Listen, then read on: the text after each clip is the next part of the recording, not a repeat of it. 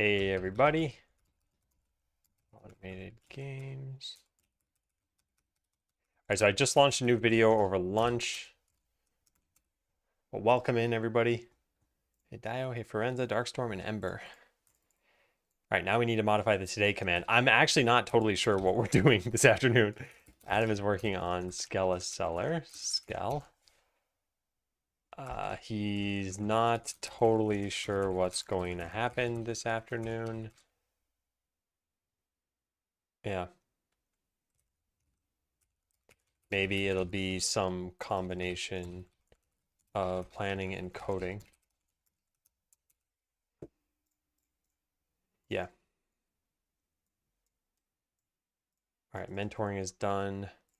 Merge this. Oh yeah, I never actually got to do this. Nice. Okay, now get pull. Cool. Okay, so let's just go through this list because I don't want this stuff here. So write down somewhere while I'm doing the whole keep components in sync with a scene tree. Yeah, so let's go get this design document. I just made a new document, which the only person who should care about this is Darkstorm. But inside the design doc under coding guidelines, there is now a code guidelines document. And that's where I'm about to add this note.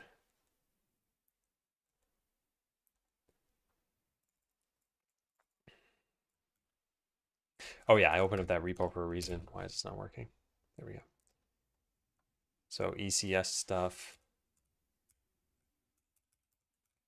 Construction. All right. So where do we have this code? Where did I put it? Component. This one. And then this one. Code guidelines, I'm scared. No, this isn't anything too intense. I can link this in chat, although you're the only person who can see this. But yeah, I just wrote down like, why are we doing oh, this shouldn't be here. This isn't a code guideline. Yeah. This also isn't a code guideline. I don't know where we write this, but this needs to be somewhere. Put this in the design document somewhere. I'll do that in a sec. I want to finish writing this stuff out. Yeah, green dot. Yep. For some reason. Yeah, so that, I actually put a little gray square that was the same color as the background over the green dot. And I'm like, oh, wait, but it's going to move when I switch views. Yeah. I want to just get rid of it, but I couldn't find anything quickly enough to get rid of it. What was I going to do? Oh, yeah, these functions. So, yeah, I want to write these. And somewhere over here. Components have lifecycle methods that are intended to be used to keep the components themselves, which are pure data, well, pure C#, in sync with the Godot scene tree.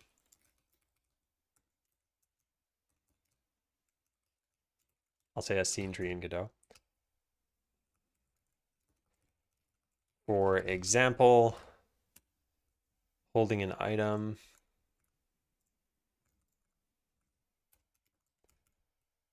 For example, when holding an item, we make a held item component, but there needs to be a sprite to represent the item held. That code all looks like this.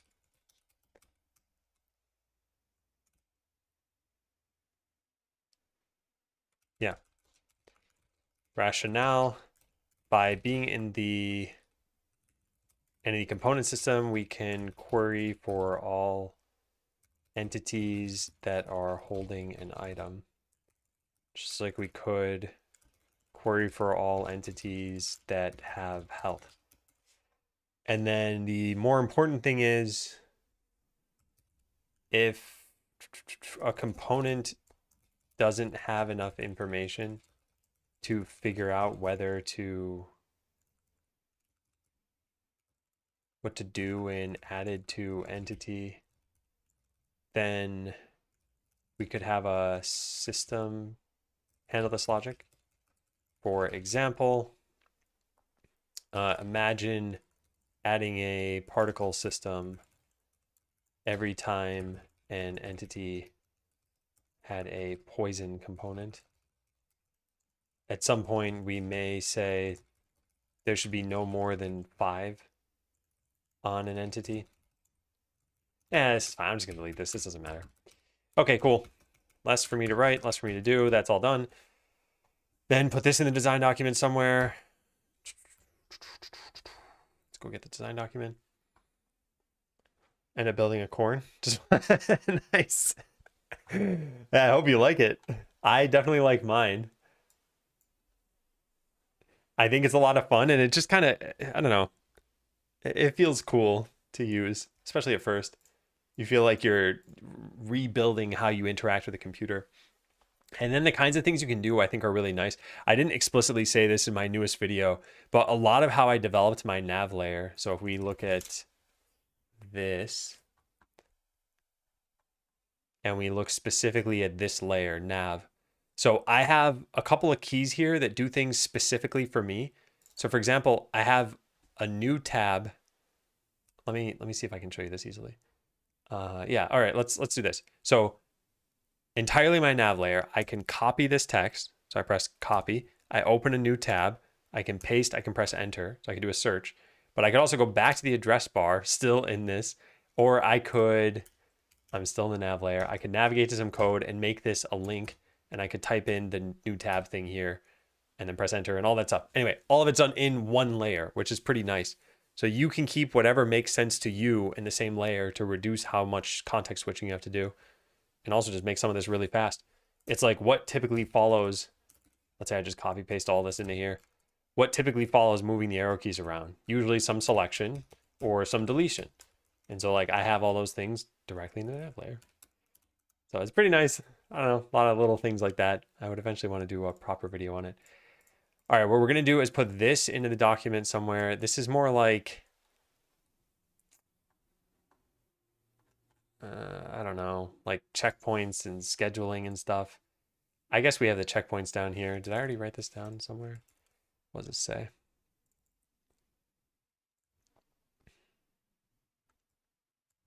Yeah, these are like checkpoint guidelines, I guess.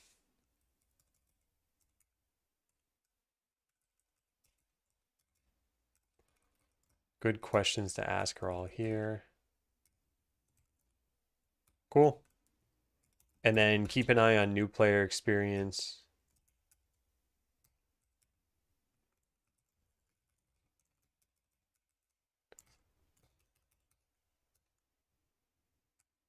Yeah, something like that. I don't know. Whatever. All right, done.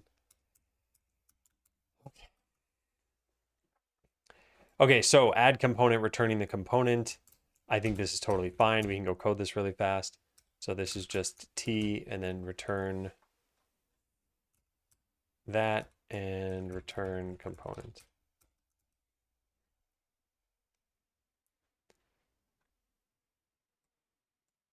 This, yeah, this will work. I guess in this case, well, it doesn't really matter. Yeah, this is fine. Or technically checking it twice, actually. Oh, fine. T existing component. And then if existing component is not null, return existing. There we go.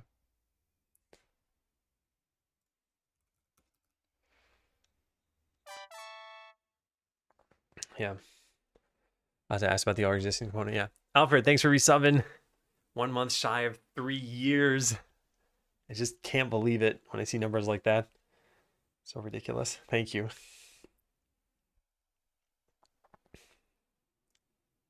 Okay. Yeah, looks good. This is just a really minor change, but I'll go check this in.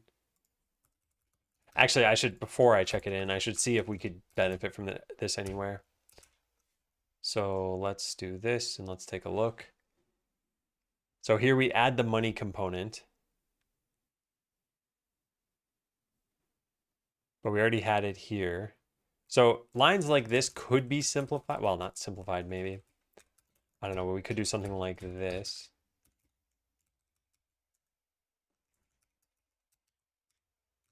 New money component. So I don't necessarily think one of these is better than the other one.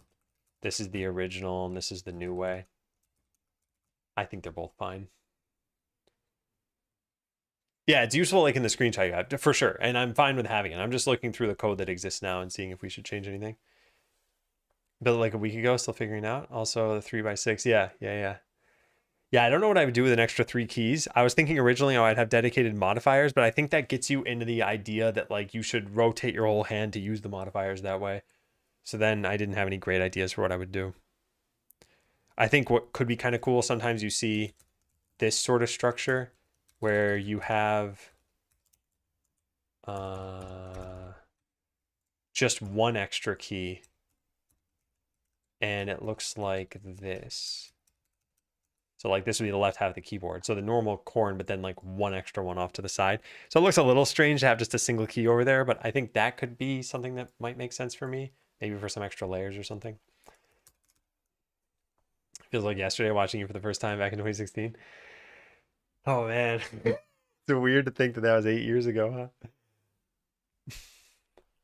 All right, let's keep looking through these. Any other ones that we'd want to do here? New health component. Oh, this is a test thing for the title screen. Base wander. No, I think all this is fine. Yeah, I want to look at that screenshot again because I remember reading it the first time and thinking, yes, this definitely makes sense. Oh, I didn't know you could do, oh, interesting, because it can tell that this is the T that should go into here. Oh, that's kind of cool.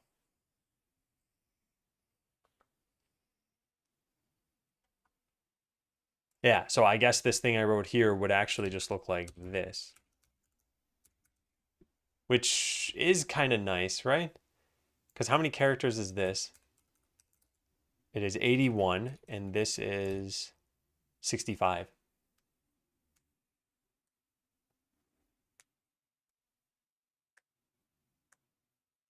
Yeah, I like this. Okay, fine. Let's switch. Why is this failing? Because I need to rebuild. Oh, wait, no, what am I doing? I need to parameterize add component to say that it's a money component. Okay, so that would work, but then this changes the I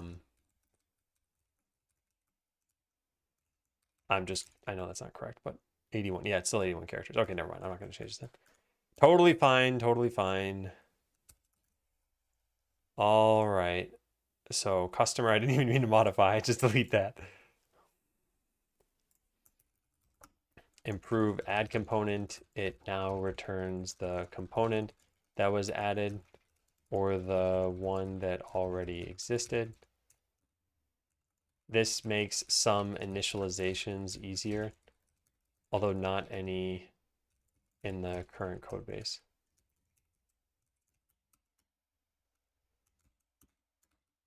Okay, and then let's push this so Dark can have it immediately. Done with this. All right, is it worth having a tooltip component on an entity? They may show in different cases, like a button may have this component for showing in a skill tree. I think that a tooltip component makes sense. Maybe it does, maybe it does. It would really just have one function, which is like, no, I guess it wouldn't be a string. No, it could be a string.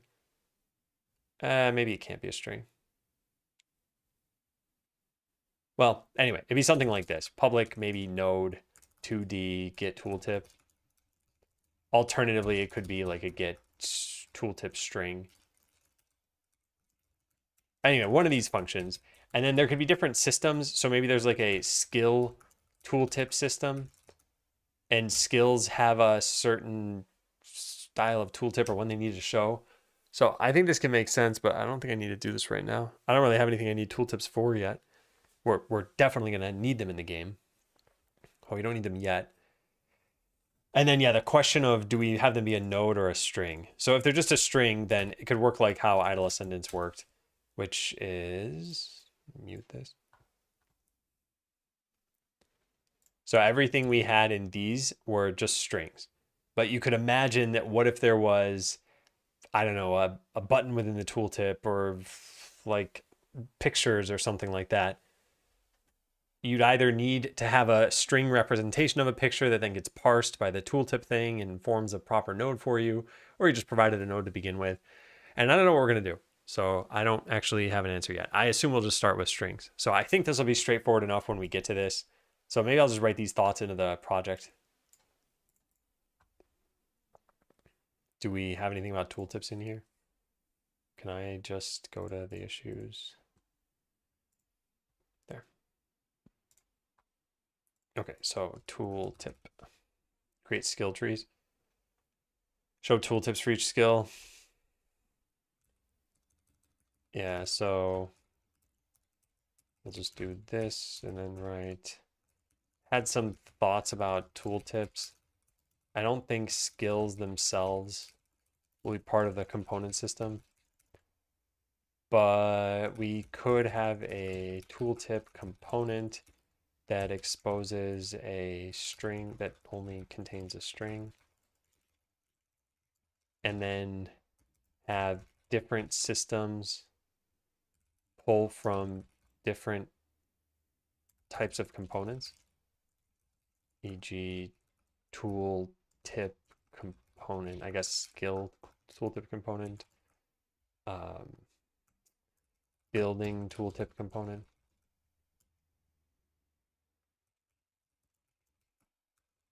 I don't know how important this would even be to do, but I wanted to write it down. All right, there.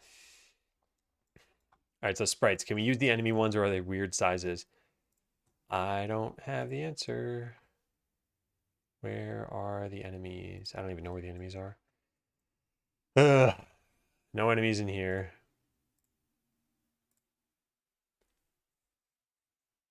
Are there any enemies in here? I don't think so. What even makes this the dungeon pack? Doesn't this look like the first one? Does look kind of similar, I guess. Yeah, well, whatever. Okay. Winter pack probably doesn't have any.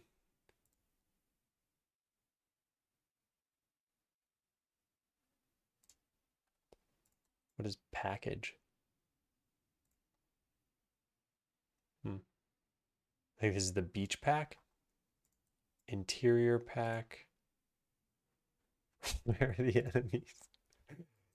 Overworld pack. Nature dungeon.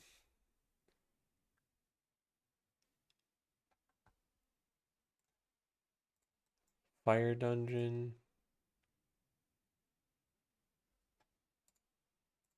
Water dungeon. I mean, now I'm just looking through them all at this point. Marketplace.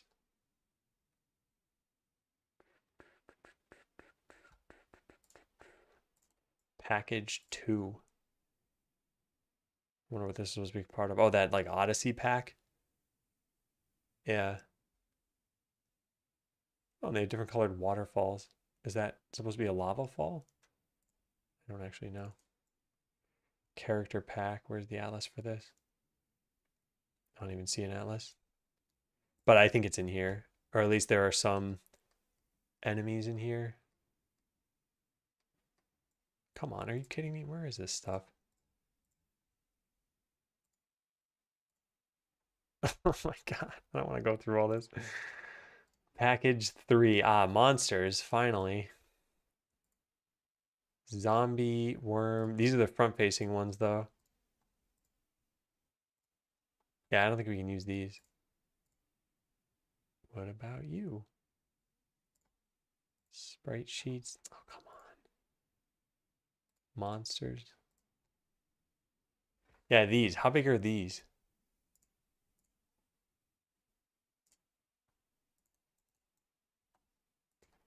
What is this? They just had them as character, but I think there are enemies in here somewhere. Maybe not. Maybe these are all unique characters. Oh yeah. Huh.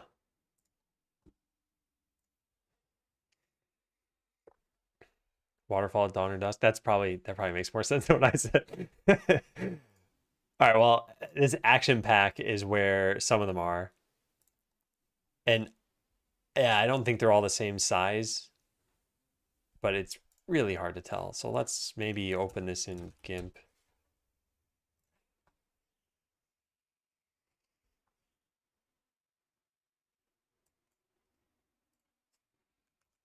Okay, so how big are all of you? This is, it's probably like 20 by 20 or something. This is what?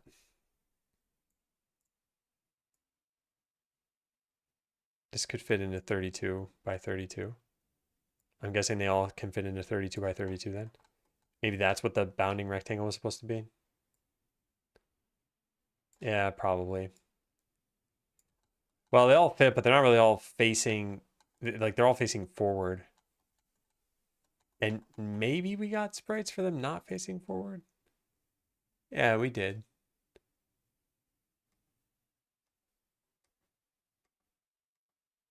Okay, so how big are these? I didn't mean to do that. I just want to Command Z until all of this goes away. Whatever, we'll just close it. Close all. All right, so how big are these? This looks like it's got to be bigger than 32, right? No, I guess they're all 32 by 32. Okay, well, unfortunately, all the tiles that we have are 16 by 16, I think. Although even that I'm not sure about anymore. Let's go find this. Actually, we could just take it from here, right?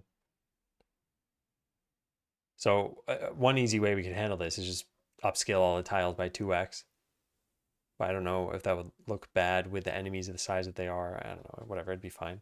Yeah, so it looks like all the enemies are 32 by 32. And then the question would just be, do they fit in the game? And they only have like walk animations. Not sure.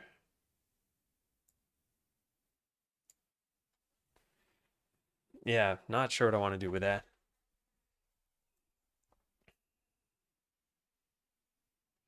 Okay, so we have a very important question. What should I be working on? And I think adding in some of the new graphics would actually be probably a good idea. So right now we have the town is just a bunch of stone. It'd be nice to have it look a little bit more like a town. The problem is I'm going to do a really bad job at this. And it's going to take a very long time to do as well. But that is something I could do. And at the very least, we can figure out how to add in these sprites to the code base. Like, do I want to get submodule? Do I want to just put it directly in the code base? And let's go see it's this one. So this one had the different views outside. So I don't think we're going to ever go into the interior of a house. Well, I think we do have interior sprites if we need it. Just dump it in. I mean, that might be what we do. Yeah, we have an interior pack if we need it. I think the one we want, though, is this one, probably. The marketplace pack. So a lot of this is like, I know generally what I designed for the game, but I'm not sure what would be best for selling stuff. I like the idea of item displays. That way you can see all of the items that you have for sale. So they'd all be on some kind of table or box. That'd be easy enough to draw.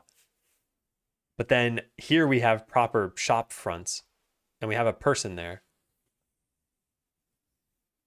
I don't know if we want there to be a person in ours. Oh, man.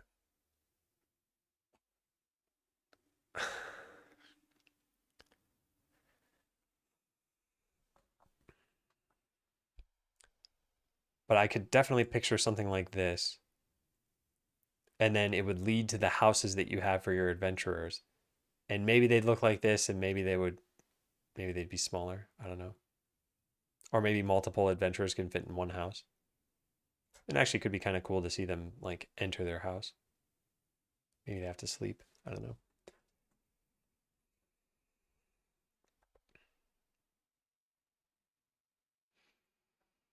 A lot of decisions to be made there.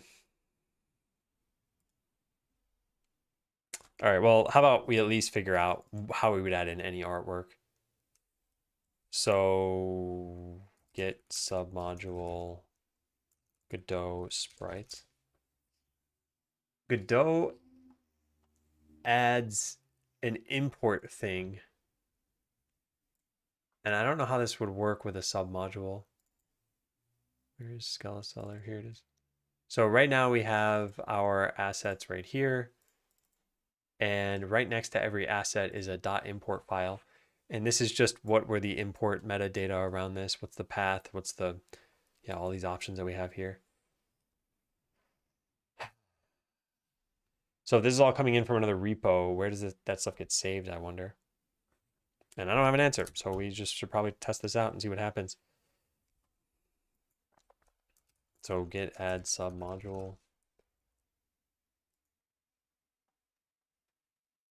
Git submodule add. Okay, so we can just make a new repo and test this out. So yeah, let's go do that.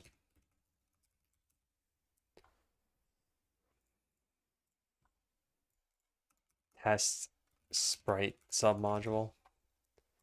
Private, create. Okay, we're gonna run all this stuff just in temp cd, what do I call this?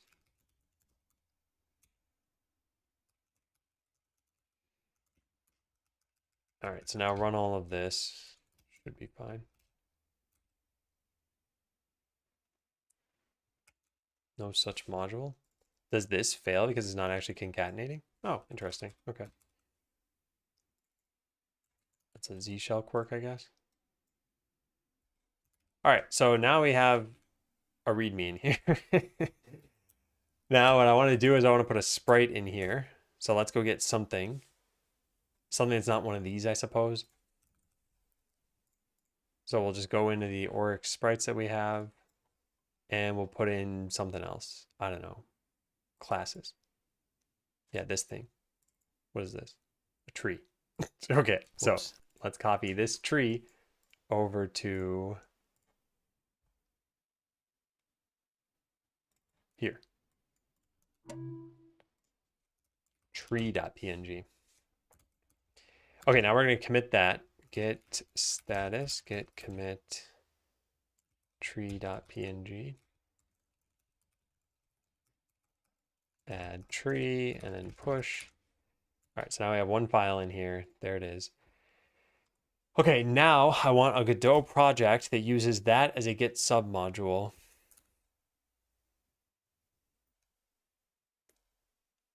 I think this is just going to get loaded in like a regular folder, so I don't think anything's going to be too crazy about this. Git submodule help. Add repository path. Add the given repository as a submodule at the given path to the change set to be committed next to the current project.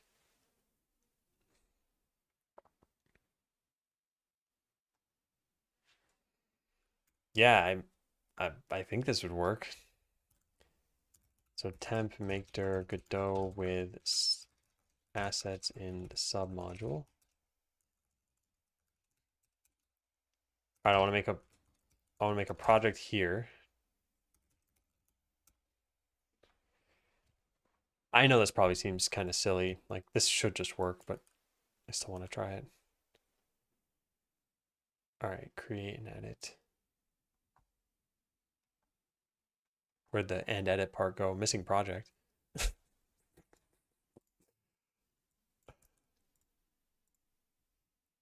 Whatever. Doesn't really matter where I put this. It's all in my temp folder. It's going to get deleted anyway. Okay, so now we want to take that project in. Should have a git ignore here, right? Yeah. So now I wanna init this. Then I want to add a submodule to this repo. Git submodule, add repo, and then path. We're gonna just say /sprites. Cloning into sprites. So yeah, now sprites has its thing in here. Yeah, and this would just look exactly like how it used to, right? I guess the problem is that if we try putting this in a scene, it's going to now put an import file in there.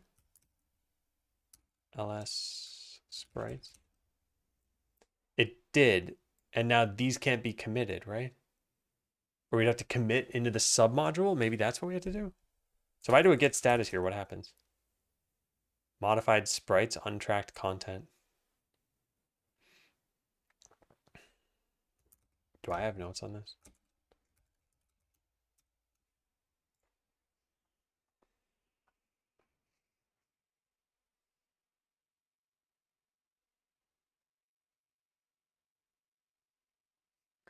Git clone recursive, initialize and update submodules.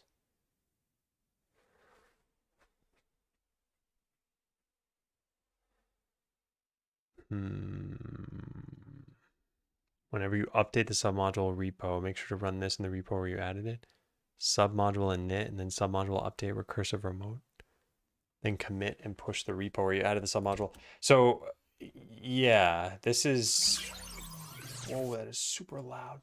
Didn't realize I had my volume up that high. Hey, thank you very much for the raid. Hello, hello.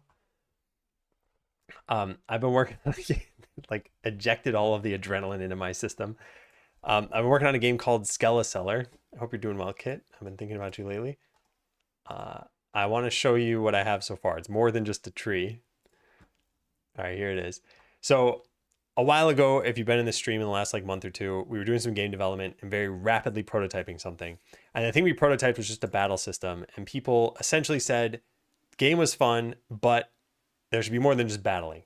And so this represents maybe like 2.5 days worth of coding work here. But the way this is going to work, oh, thanks for subbing, Kit. Been thinking about me too, we're twins. Well, I appreciate it. I also appreciate the raid. So what you're seeing here is there are these like customer characters, and they're wandering over and buying an item if they have money. And then you have a skeleton that is moving over and placing items back here. So we can add some more workers in and kind of see where this is going. What's going to happen is you will do battles in this game and you'll win items. Those items will then get sold in this town, and then you'll upgrade your town, which will also help upgrade your battlers. And wait for it. There is a quick little FAQ that I have here, but the story of this game I think is pretty interesting. So your dream was to be an adventurer, and you're fighting and you're winning stuff in the. This guy didn't even care about the master raid while I'm explaining what's going on in the game. Of course I appreciate the raid. I'm sorry, Jingus. Tell me how you'd like me to react, and I can change this for next time. Anyway, your goal is to be an adventurer, and you go out and you're adventuring and you're fighting stuff, and then you get in a battle with a snake and it poisons you. You go to the town to try to find an antidote, but they don't sell them, so you die. And you come back as a skeleton, and that's why you were called Skeleseller. You decide that this is never going to happen to anybody again, and you start up a shop. A true pros pro.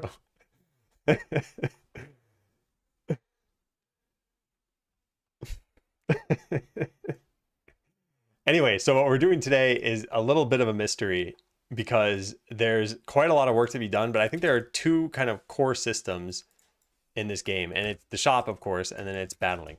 And the battling is going to resemble what I just mentioned was in this prototype. So this is the prototype. This is technically playable, and it's not great. So if you do end up playing this, by all means, feel free to give feedback, but it was intentionally the most rough edge prototype I could make. So the way this worked was you moved around this overworld, you got into battles, and then you started by manually controlling what you're going to do. So in this case, I choose Fire Blast, and I just burned this rat. But eventually the game became automated, and you put in the points into this automation skill. So take this battle system and plug it into this game. Whoops. So I already closed the game, so I can't show you. Yeah, plug it into this game. And what you'll end up with is the shop will take up kind of the top part of the screen, and then battles will be on the bottom. And since the battles are going to be automatic anyway, you'll get to watch those and see how they play out. You'll still get to customize your characters. There's still going to be a skill tree that you get.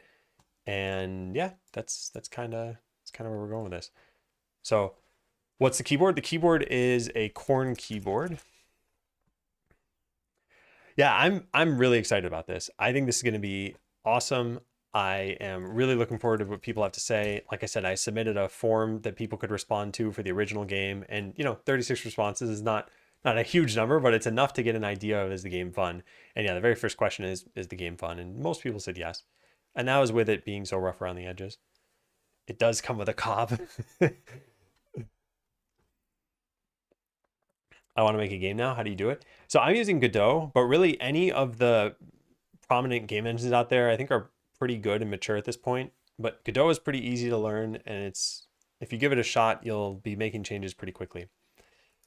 I'm using a Mac, so yeah, Apple or PC. I'm using a Mac. Did someone solder it for me? No, I made it myself. So the keyboard video here links to another keyboard video, and the other video talks about the whole soldering of it and redesigning and all this other stuff.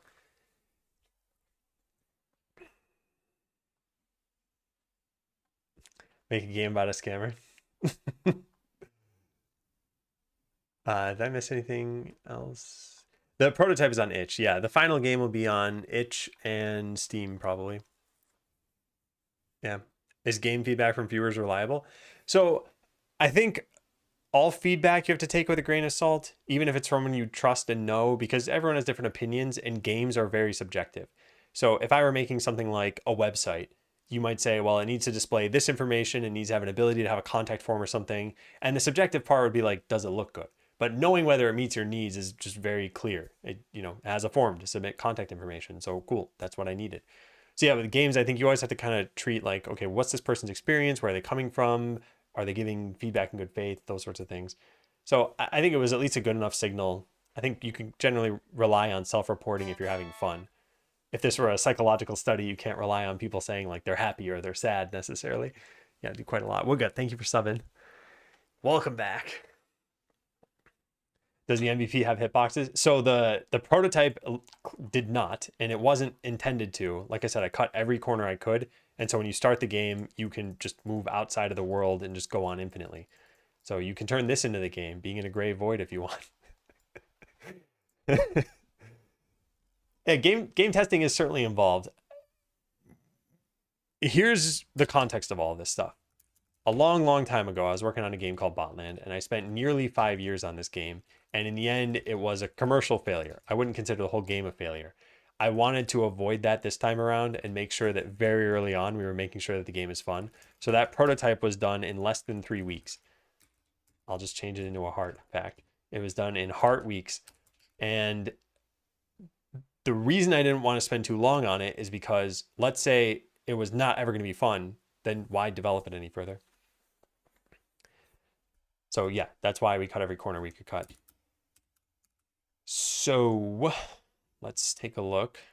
Oh yeah, so what we were testing right when everyone came in here is I have I have a tree image in here, and I wanted to see where should we store assets. This gets somewhat technical because I'm using Git to store all the code, but then I was thinking, should we use a submodule to store the assets? And I'm just not totally sure what this would look like. Yeah. Wants to make games, was diagnosed with ADHD. Would that make it difficult? No more difficult than anything else that ADHD would make difficult. So, I mean, I feel like it's a spectrum a little bit. And if you're on the pretty intense end of needing some coping mechanism or medication, then yeah, it would probably be that way with everything, not just game dev. You cut all the corners, wouldn't that be a circle? Yep, that's why we call it the prototype circle. Real terms, TM. Isn't a submodule just Git with extra steps? Yeah, pretty much. Do I do a job anywhere? No, this is what I'm doing for my just full-time stuff. I actually just did a video recently about my 4.5 month update. And one of the things, one of the things that I mentioned in this video is how much money I've made so far. And the short summary is not a lot. And I'm not really aiming for money right now.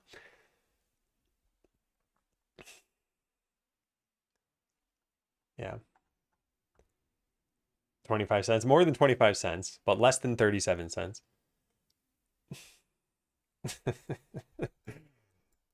All right, let's see. So part of what I'm not sure about is, do we commit back to this thing? Like if I run get status in here, is this the submodule status? Yeah, it is. Yeah, so I think we would need to add this. Let me try this and just see what happens. Tree.png.import and then git commit, add Godot metadata, and then push just this one maybe? Did that work? It did. Oh, interesting. Okay, well, then this would work. Yeah. Friend's wife worked at Google. Not sure if she still does due to layoffs.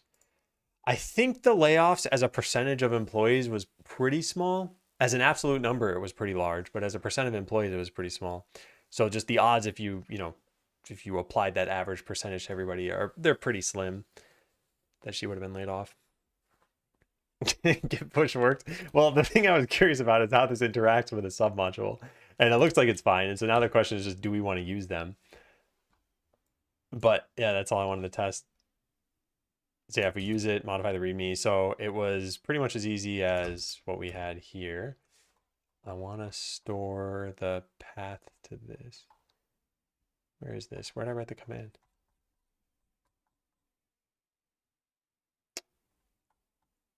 There it is. Okay, so I ran this. And then when Godot imports the image, it will add a .import file, which you then need to commit and push from the submodule. Yeah. Hey, Caleb. So whether or not I want to use this, I'm not sure about. The assets for the final game, there's this pack online called Super Retro World, and I bought all of these over the weekend. Is there a way to show this without this bar? No, probably not. And I'll just show the general aesthetic of the game. So this is what these assets look like. I think this is pretty cool. I mean, I was aiming for sort of an old school RPG look, and I think this matches that.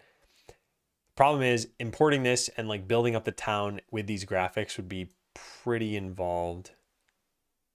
I'm just not sure I want to do that yet. Here's hoping it actually exists. Yeah, I hope so too. When do you find out, Caleb?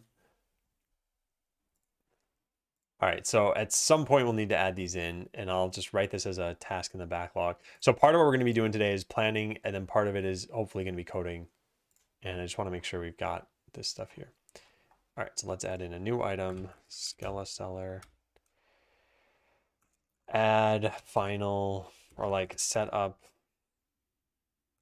Super Retro World sprites.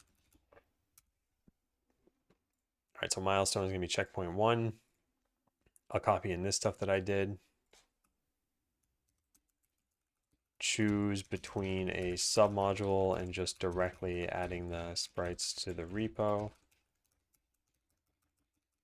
And actually, put this down here. So if using a submodule, these are the steps that I ran when testing this.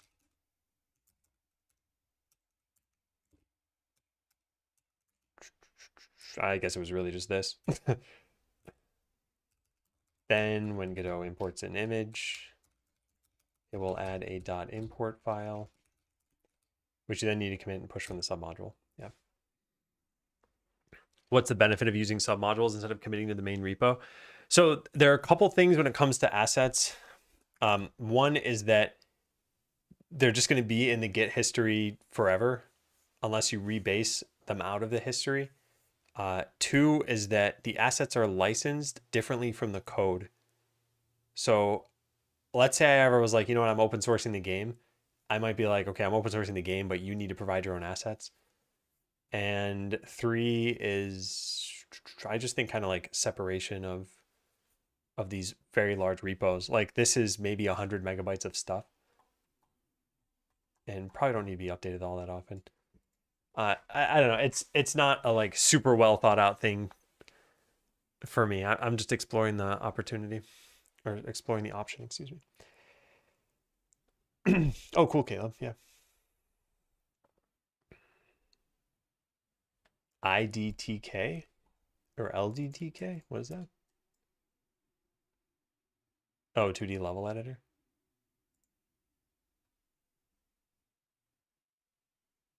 Fast free open source.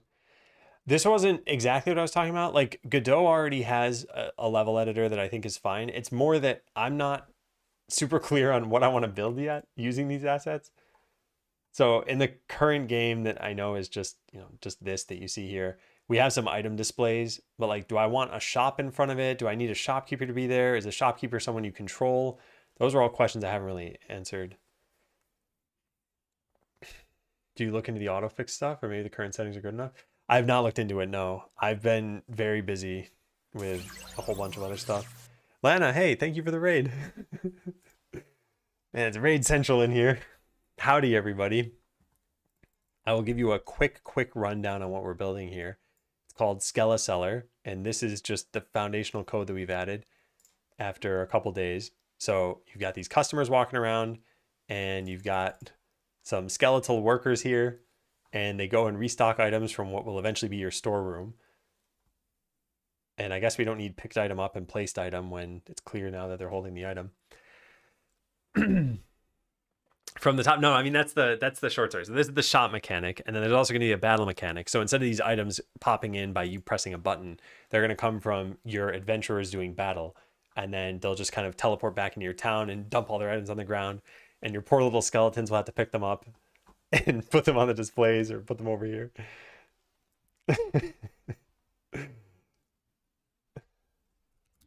So yeah, so I'm not totally sure what we're doing just yet, but I'm kind of just planning out some tasks for now. So choose between a submodule and directly adding the sprites to the repo. Using a submodule, here are the steps, then do this. You need to commit and push in the submodule. That's part of this. Then remove the temporary graphics that I have in the temp folder. And then modify the README so that it contains any instructions that you need to be able to update the submodule. I guess initialize or update. Yeah.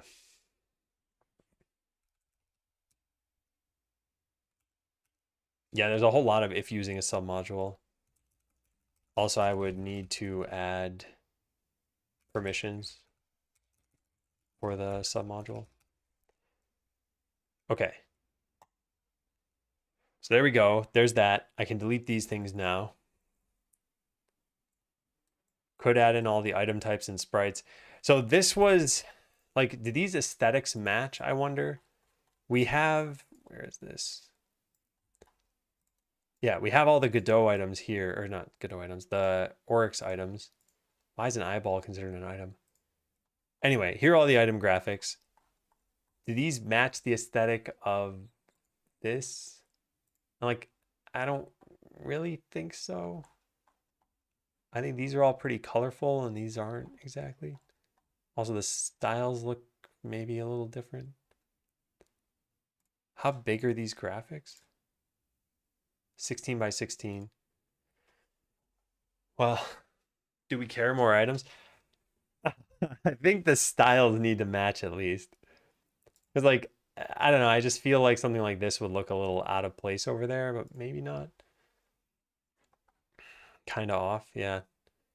At the very least, it's a starting point.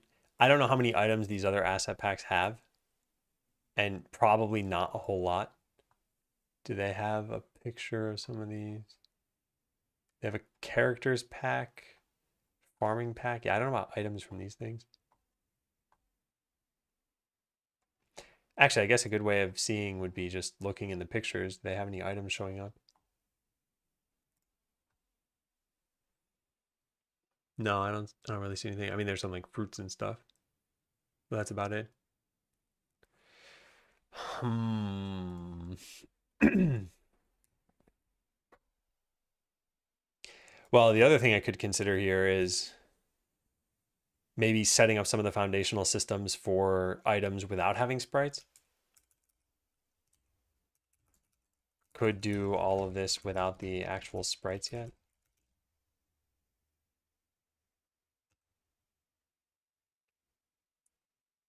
Actually, maybe we could get like the game loop working without battles. Could get the game loop working without battles. Have something to spend money on. I don't know. Yeah, I'm just so torn on a lot of this. Or we could work on even the intro of the game. The intro of you getting poisoned by a snake and then dying. Oh man. Yeah. I don't know.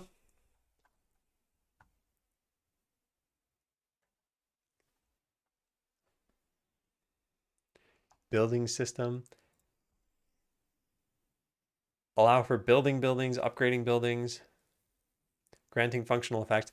Yeah, so it's probably just worth setting up the submodule myself. Like whatever that task is I just created is probably one of the most important ones. Because we're going to need the assets at some point. So I'll put this in the ready column and I'll also assign it to me.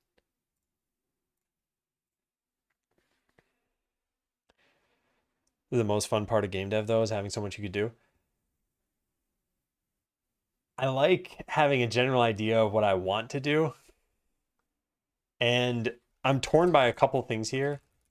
I've been calling the different releases we're going to be doing checkpoints. And so checkpoint number one would be like the shop system is there, the battle system is there. There's hardly any content, probably not any real form of balance in the game. And just a way of seeing, hey, does this stuff work well together? Is it cohesive? And this should happen in about a month with a little tiny asterisk, which is that I'm also taking vacation in about a month. So maybe it's 2 months, which is in terms of my work time, pretty much identical to 1 month from now. So yeah, what can I cut corners on? What can I get working? Add person with assigned fee to Adam. Give X amount of money. Well, yeah, I think. Sorry, I just immediately like glossed over what you said. The feed Adam. Adam's not going to be in the game. We could call the skeleton Adam, but that means I'm the one who died. So torn between game design to get some clarity on some of the systems and just tackling the tasks that I know I have now. And I think what I'm leaning toward is like adding sprites to the game. We just put in all the assets somewhere. I think that's pretty reasonable. And then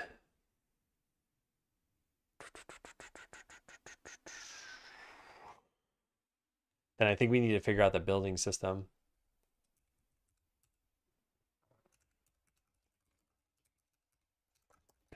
Building system. How is this going to work?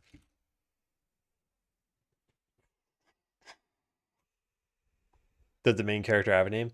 I wasn't thinking of it. I was actually thinking, wouldn't it be kind of cool if the intro to the game was like, pick a character, class, name that character, and then the only way that this has an impact is that you see the sprite of the character you chose and like its name, and it gets into battle, and then it dies. And then from then on out, everyone's just a skeleton anyway. So like it doesn't really matter what you picked. I guess your name could persist in death. But yeah, your character class wouldn't.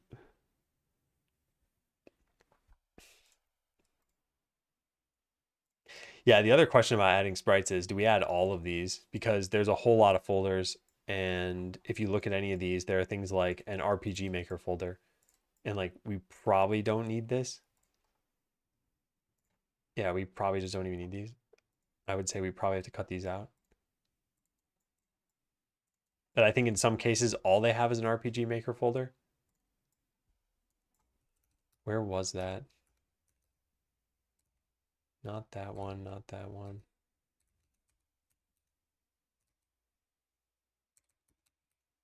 I don't know. I could have sworn there was at least one. Yeah, this one. This has screenshots of the different images or of the different things that you can form with this pack, but then they just have an RPG Maker folder. I guess everything is in an atlas, but that might not be the form we want to use. This might be a little bit challenging to figure out which ones are needed and which ones aren't.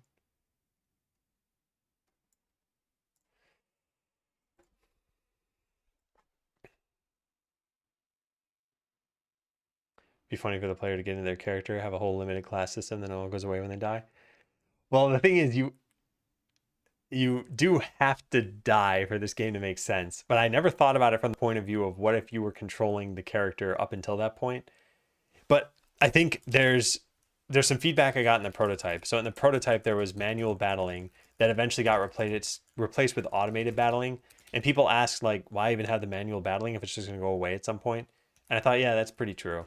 So if we had the intro to the game be you control the character and then you eventually get poisoned and you run to town, instead of all this stuff actually happening to your character, then you might be like, wait, what? That wasn't actually the gameplay? Like, what was that all for? So I think I'd rather it just be a cutscene, I guess. I think it's pretty funny. I think it's funny. I think it's a humorous idea. I'm just not sure if it would give off the wrong impression. Like, imagine that first battle you get into. How many people are going to see that and be like, oh, it's this kind of game, and then just quit? And not realize, like, this is just a big joke. And then they just refund the game and they never come back to it. Probably from the marketing material, they'd get that that's not the real game, I guess. But I suppose it is an idea. Yeah, it is a thing that I'll have to ask. Like, oh, in fact, let's write it into the thing that I have for, I think, checkpoint 2. Intro cutscene, yeah.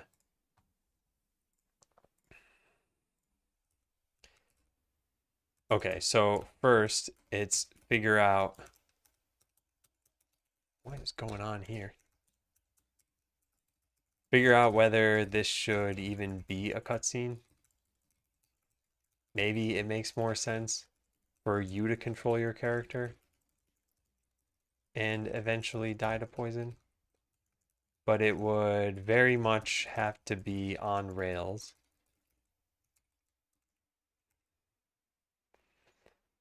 And may give the player the wrong impression of the game. Yeah, I'm not sure how I feel about that. You could have a skip intro button.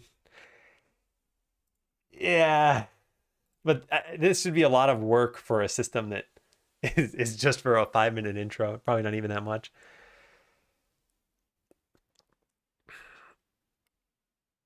Let's frame it as a tutorial where it tells you, like, use WASD to move. Yeah, I could, but none of those controls are going to actually matter in the final game because you won't be controlling a character in the same way, I think. What's that a placeholder for? That turns it into a checkbox, so I could just click this now and mark this task as done.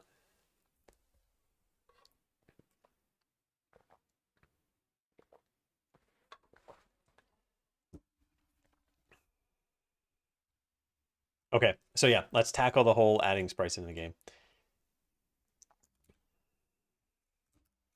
Why is this not here?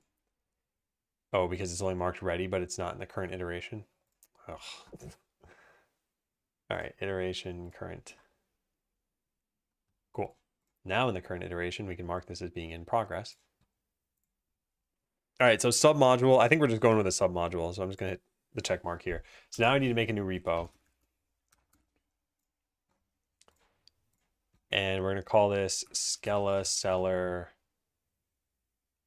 It's really just the graphics. Like, I don't think I'm going to throw music into here. Well, I guess I could. We could just say Skeleseller assets. Yeah, LSRP. All right, this has to be private. And do we want to read me? Yeah, sure. All right, create. All right, so now we clone this. Actually, we don't even need to clone it. Well, it's going to be a submodule, so we can put it into here. So we have the assets folder in here. icon temp. None of this is actually important, is it? No. We just have the temporary stuff. So there are a couple ways we could do this. We could have every asset that would go into the game go into the sub module and then show up here. Which, I don't know, that probably makes sense. You want the assets too? No, I mean, you could just buy them if you want, but I can't distribute them like that.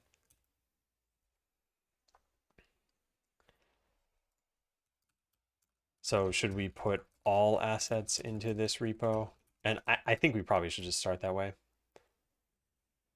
Watching the latest YouTube video and thought occurred to me, what would one have to do to make Adam spend one entire 4-hour stream playing Satisfactory? So here's a little secret about myself. I hate factory games, like with a passion.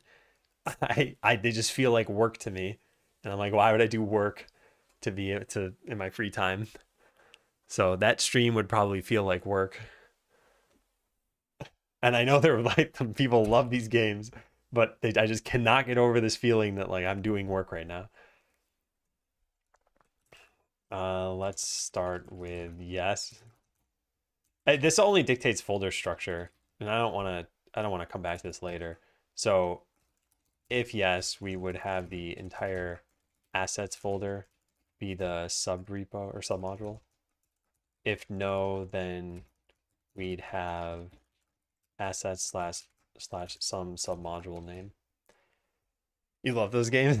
Yeah, no, I know a lot of people like them. And I've tried a bunch of them. There were a lot on Game Pass. I think I've played Astroneer.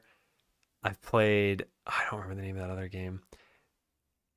Darn it. I can picture it. You were underground for the whole time. I played Factorio for 45 minutes. Yeah. Yeah, they're just not for me.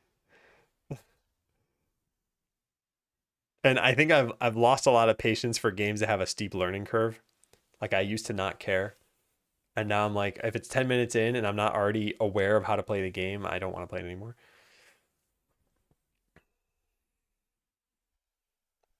I think this is one of those decisions that really doesn't matter. I know I'm agonizing over this. So we're going to need to delete everything that we had here and then put these in the new repo. So let's open this and let's rename this entire folder for right now to just assets old. And then add in the submodule here. Except for this is gonna, did I even copy that? Nope, I pressed space instead. And the repo is this. Copy. And this will be assets. Okay, so we do this and we run the command. Game assets already exist. All right, because I can't just rename something because it was already stored in Git that way. So we need to git move all of these things. I wonder if we could just, no, wait, we can't clearly. All right, well, I could move all of them. I could also just make another folder here, which is like, yeah, I think we'd want everything in the same spot. Move assets old to assets. Well, we could just, the easy way would just be to go with our second idea, which is we just add this thing in here under something like submodule assets, something like that. But I think this doesn't make sense from a game perspective. So yeah, let's do it the proper way. I'll just move the entire folder. Git move assets to assets old. And then add this thing in. And then put all of the things that were in assets back over there. So we just drag these over there. Oh my God, it moved on me. That was not my fault. All right, there. Yeah. And so everything here should just be normal, right? Yeah. So now any of the paths that we had should just be exactly the same. So if we rerun this, it should just still work. We don't need this open. Don't save.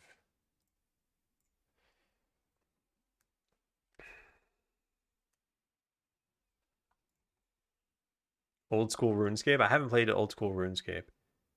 Love the concept of them. Then I realized I don't have any energy left for optimization problems. Yeah, that's kind of what this runs into. There are a lot of games that I feel sort of come down to optimization. Like I've been playing Stardew Valley lately, and I at least kind of treat it like an optimization game. It doesn't have to be, but that to me is fun. Have I ever beaten Mario? I'm sure I've beaten the original Mario. I can't recall when I would have done that. I thought that's a brilliance. They make it super easy to understand your progression path. I haven't played Satisfactory, so I can't comment on that. What's your favorite game of all time? Maybe a AAA that you like? I've got a list I have somewhere. Let me see if I can find it.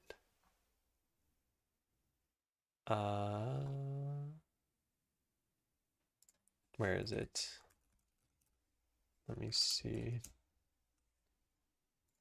Okay, here it is. Favorite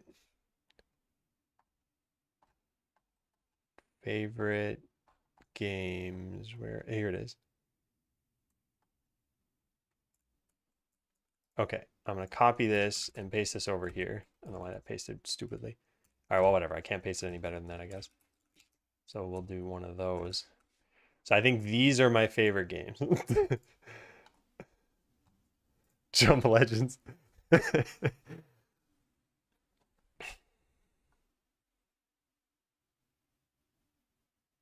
Yeah. So a lot of Nintendo games on here. Lots of Mario and Zelda and Kirby. I think Kirby as a character is amazing, and I think Kirby in a lot of games is amazing. I know some of these. I think a lot of these are like super popular games. Yeah, Dead Cells was good. I haven't played a lot of it. Well, I shouldn't say I haven't played a lot of it. I haven't played a ton of it. I haven't like fully beaten it because I think I played back before it was fully released, and I beat all the content then. And then when they released new stuff, I think I had to grind again for a bunch of like cells or something, and I didn't want to do that. No Age of Empires. Never played Age of Empires. Never played Hitman. Yeah, Terraria I think is a fantastic game. I mean, I pretty much think that of all of these games, or they wouldn't be in this list, but Terraria is just so impressive. World of Walking, how much did you play that? I like World of Walking. And I played quite a lot. Yeah, Factorio I played for 45 minutes, did not like that game. Have I heard of Noita? Yeah, I played that game for about probably 20, 30 minutes back before it released. That's the one where everything's a pixel and it's controllable or something like that, right? Yeah. Yeah, I played that for a little bit of time. The first game I ever played was, yeah, one of the original NES games. Probably Mario Bros. Haven't seen anything for Tiberian Sun in a long time. Did I have that written down here? Oh yeah. I just like, I don't know. I wrote this at the top. It's by fun and impact at the time. So like I probably wouldn't have too much fun playing this game again nowadays, but at the time it was very impactful.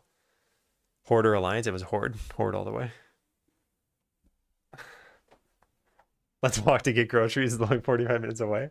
Well, like I said, my wife and I have been doing very long walks lately. So the other day was a 13-mile walk. We just walked to a sandwich place, got a sandwich and walked home. How is StarCraft Brood War not at the top? StarCraft is here, and this just was kind of all encompassing. So StarCraft, Brood War, and then StarCraft 2.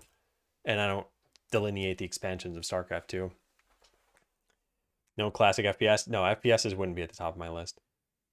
I generally don't enjoy them very much. Do I know Swifty? I don't think so. Yeah. Anyway, it's hard to say what is like an absolute favorite of all of these, but I think Smash Bros was one of the most impactful series and had a lot of fun moments. The Witcher I only played for about half an hour and then uninstalled it directly. I just, like I said, I just could not stand the learning curves of some of these games. Also, in The Witcher, I think I was playing The Witcher 3. I think The Witcher 3 has like a very extended tutorial, and I just was not having fun at all. RDR2 I haven't played. Metroid Zero Mission, yep, I loved that. I liked pretty much all the Metroid games. Well, yeah, pretty much all of them. I like Metroid Dread, Fusion, Zero Mission, Super Metroid. I think Metroid 1 is an absolute trash game that no one should ever play anymore. I don't think a lot of NES games have aged well. Banjo-Kazooie, no Crash Bandicoot. I was a Nintendo fanboy, so I probably only played Crash Bandicoot for like 5 minutes. Race in StarCraft? That's tough because I liked them all. I'm not saying I was good at the game. I just happen to like them all. But probably Protoss. Resurrected is amazing. I played Resurrected for about a week. Yeah. I thought it was pretty good. I've never played RuneScape. Yeah, not even Doom. I'm just not a fan of FPSs. You're going to be using Git LFS for assets. Yeah, so that was the thing I was thinking of. And I don't know, can you use that on GitHub? Or is this for... Is it per repo?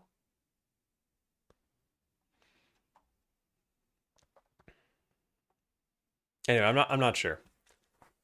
Yeah. But yeah, that is a consideration I need to look into.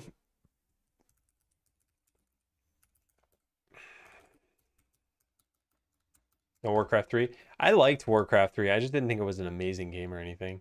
I think it's because I was coming from a non-hero based RTS, which was StarCraft.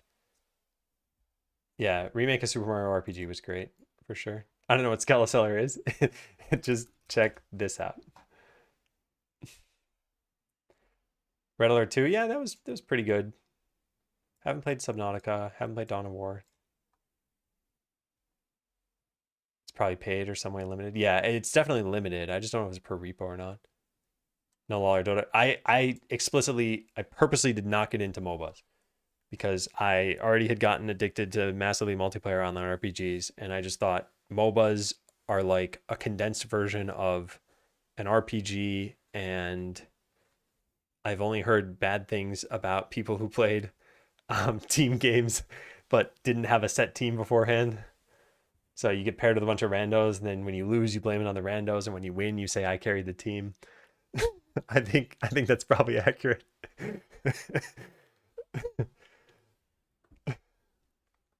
Heroes of Might and Magic 3. I think I played that one. I played one on Game Boy Color, I think, and I enjoyed whatever game that was.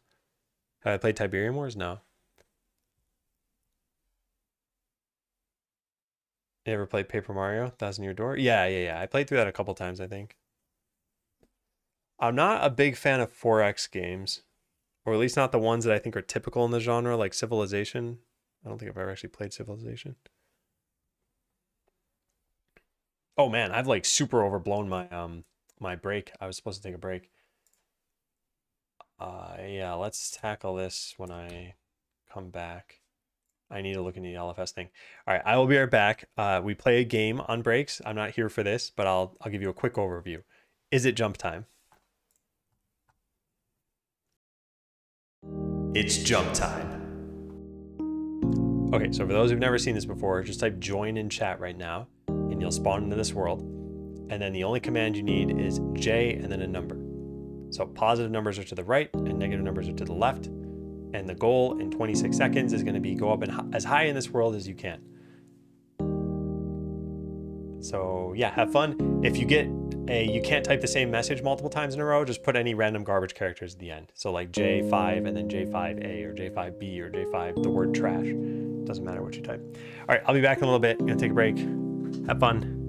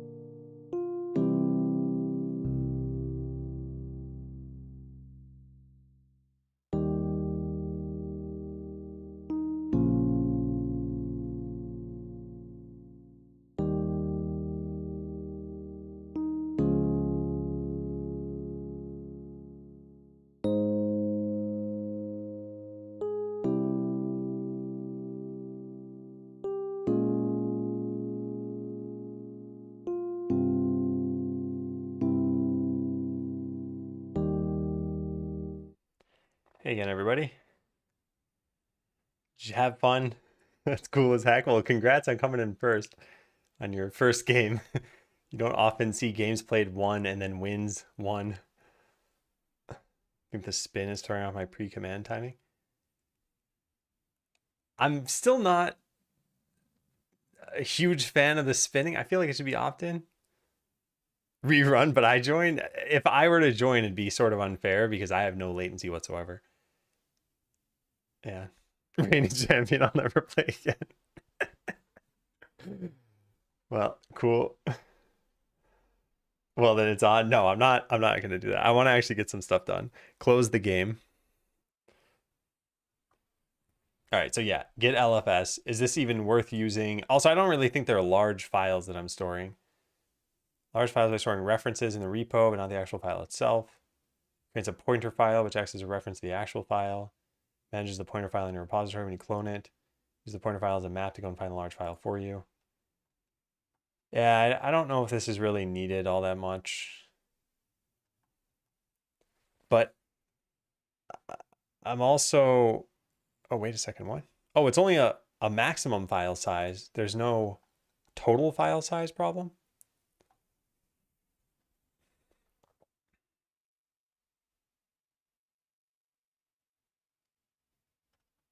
Managing Git LFS objects and archives of your repo. How do you even manage this?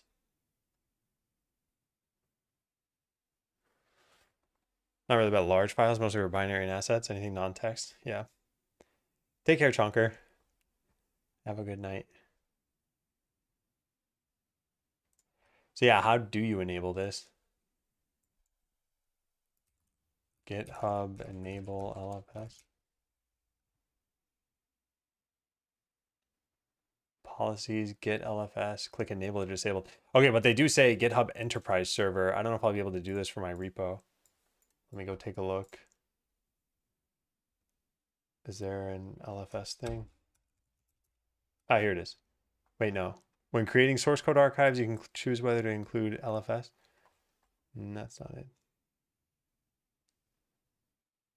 Where do you do this?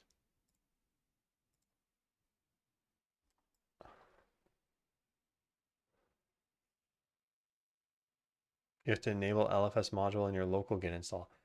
Oh. Wait, if it's enabled, then I just don't really need to worry about this at all, right? Can you just leave the assets out of Git? Yeah, I could, but I think it's nice to be able to clone a repo and have it just work right off the bat. Otherwise, there are extra steps you need to do for setup.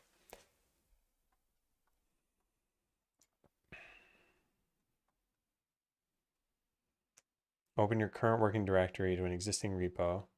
Associate a file type in your repo with LFS. Enter git LFS track followed by the name of the file extension you want to automatically upload. For example, to associate a PSD file, every file type you want to associate will need to be added in here.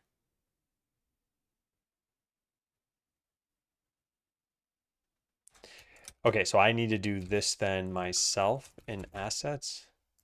Git LFS track star.png. LFS is not a git command. So yeah, I need to install this myself somehow. Once git LFS is installed, here it is. Okay. The right way is to put it in your git attributes. I think that's what this track does for you, right? And then they just say check that in. But I think I want to write this here somewhere. So let's see. Do I have anything here about LFS? Nope. All right, well, I'll add this here then. LFS, large file storage. Note, this is really for any non-text file storage, not necessarily large files. First, download the LFS program. How did I get to this page? I could have sworn I got here from another page. Ah, here it is. Yeah, this one. That's what I wanted. All right, download the LFS program. Okay, so let's go do that. So brew install get LFS on Mac OS. This is just this.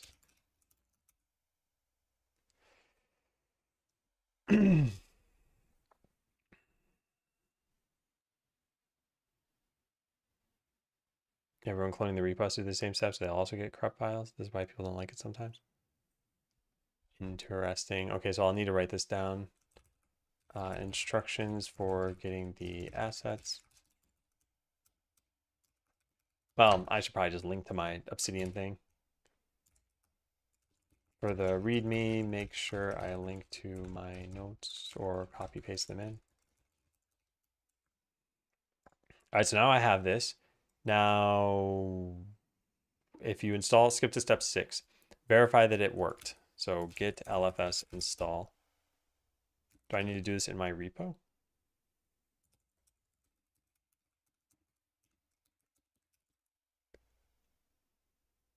Where's install? Install. I'm gonna try this in just a random temporary folder and see what happens. Delete me. Git LFS install. Oh no, I guess you do just do that anywhere. This didn't actually change anything. No, it didn't. Yeah, okay. Then run. Actually, I guess we can just git LFS install. Well, download and install the LFS program. Make sure to run this as mentioned on that page. All right, so got git LFS and now installed it, and now we need to track certain things. So let's do a git init here, and then the track command, and then this should just modify git attributes, cat git attributes. Yeah. I wonder what the minus text means. Maybe that it is not text. So is there like a list I can find of everything that I might want for this? I guess what we could do is this. I could go to my downloads folder and we could just run tree on everything in here and pipe this to PB copy. This is probably going to take forever. Oh, there we go. Okay. And now we just search for dot, no, slash dot dot star $. And then this, and this. There. Okay. So here are all the extensions I have. There's probably a better way to do that, but I got it in the end. So we have ping. It's definitely going to be needed.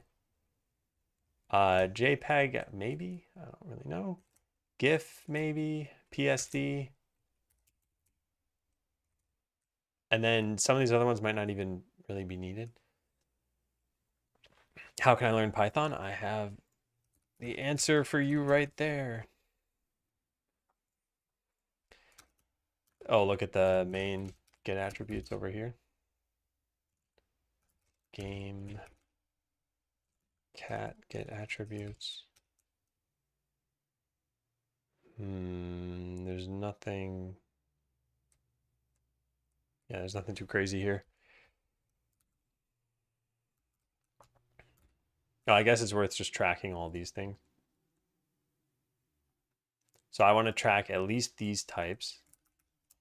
Get LFS track.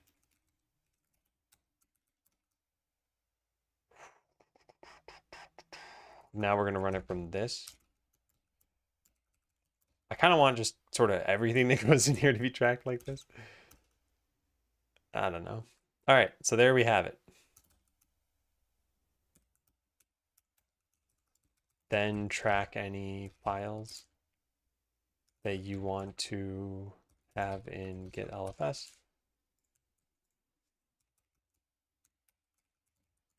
Git LFS track star.png. Note that this simply modifies your .git attributes. a list of extensions that they recommend. I might as well add these, but I don't know if I even have any of these files. Like, we're not going to have meshes in this game. Although, who knows? Maybe we do at some point, I guess. So, SCN. Oh, whoops. That was probably supposed to be .scn, huh? I know that what I typed would probably work, but this makes it a little bit clearer. All right, then res, which I may or may not even put in there, material, anim, and mesh.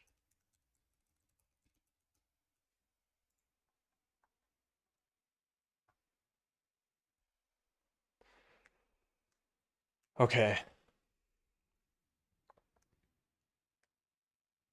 Yeah, colon Q. The game's going okay so far. There's not a lot to it right now. I started coding on Friday, and we only had a stream on Monday and then today. So we have skeletons that go and pick up items, which maybe you already saw this because there's not a lot of new progress here. And then they go drop them off, and then the customers can go buy them.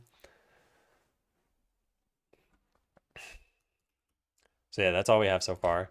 We're just trying to add in the new assets and not even necessarily use them yet. I think this should work. And now if I do a get status here, we need to add pretty much everything. But now this will need its own get ignore. Yeah, so we should probably take the get ignore from... Right, I don't have a get ignore. No, I don't. Okay, so we're going to put Mac OS here, Windows. Yeah, that's probably pretty good. All right, copy this over to get ignore. It's a total mess with GitHub because every change, even as 1 byte, counts the entire file size towards your storage limit, and the only way to delete them is to delete the entire repo. Wait, what? Storage limit? I only saw that there was an individual file size limit.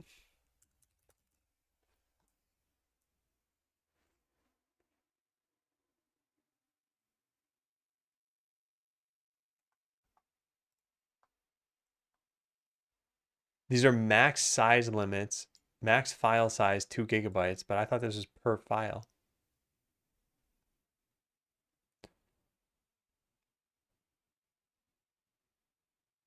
Is there,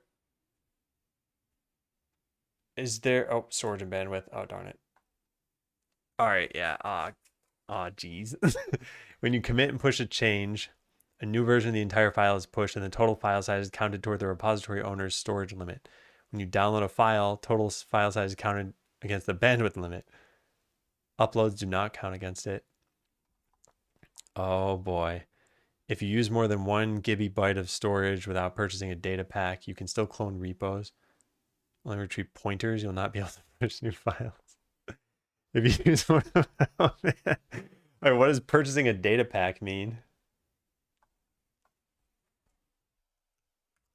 GitHub data pack?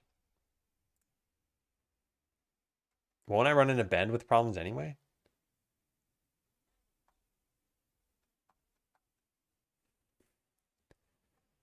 Oh, this is... You know, honestly, this might not be such a big deal. Like, there are only 3 people working on this, and they shouldn't need to download new assets all the time. Just don't use it. Honestly, it's very optional.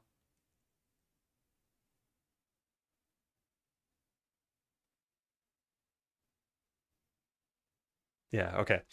And Keo, I'm using a game engine. I'm using Godot. Yeah, okay. Well, we're going to use a submodule anyway, so it's going to be a different history. So how do you make a call out? Call out, warning, title, GitHub, or warning, I don't know. Contents on GitHub. There are storage and bandwidth limits. And those are all detailed, what, here or on the other page? No, on this page. mref.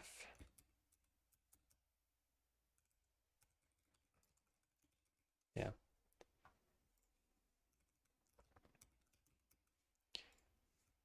All right, so now let's ditch this.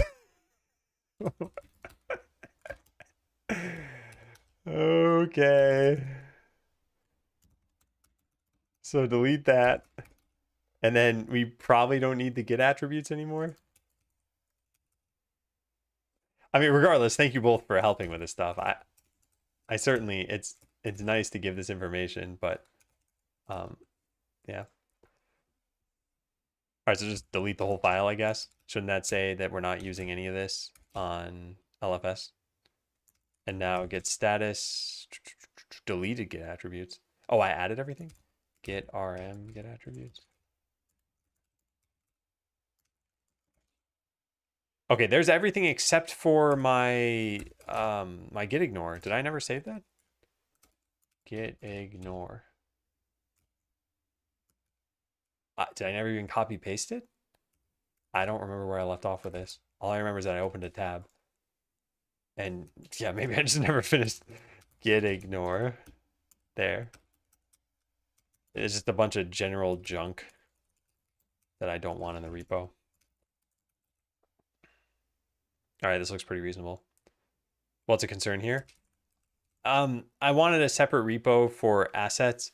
The license is different from the code. So the code is stuff that we're writing, but the assets are probably gonna be like 80% a pack that already exists. And we have the license to use them. I just want to keep them separate. And so it was figuring out whether I wanted to use large file storage or not, which we just decided against. Okay, so add assets. Sure. And now push that. No, what are you doing? No, no, no, no, no, no, no, no. What is this? Uploading LFS. 6. No. I thought it wasn't going to do that.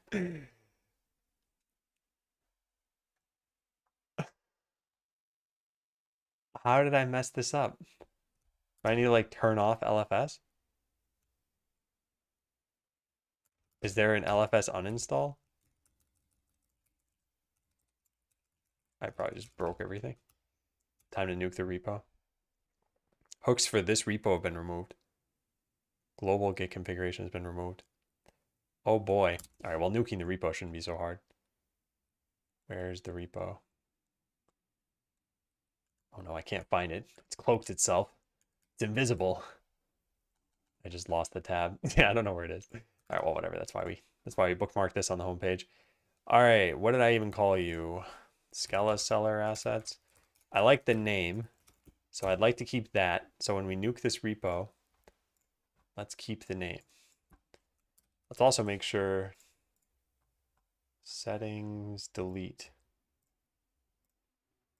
Delete type Adam learns / Skeleseller assets and delete it like that. Use GitHub Mobile to authenticate. Okay.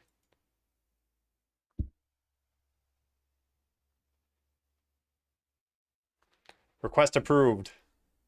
Code deleted. All right, it's gone. Now let's make a new repo. It's such a waste. New repo. I know what we'll call it. What about Skeleseller assets? Ooh, that's pretty good. All right, add a readme. Actually, we don't need to add a readme because it's already local on disk. Yeah, whatever, add a readme. I don't care. All right. Let's try this again. Now, so that I don't break everything, let's put all of this in here. That way I can't possibly lose anything. Then let's delete all of this. Then I just put them right back there. Because shouldn't this know that I think I just need to do a git pull here. Already up to date. That's not possible. Oh. Don't forget to completely remove it. I did, but the submodule thing is stored over here in .git modules. Is there some like git submodule init? Did I just do what I think it should have done? Game assets. That went to assets old. Git pull.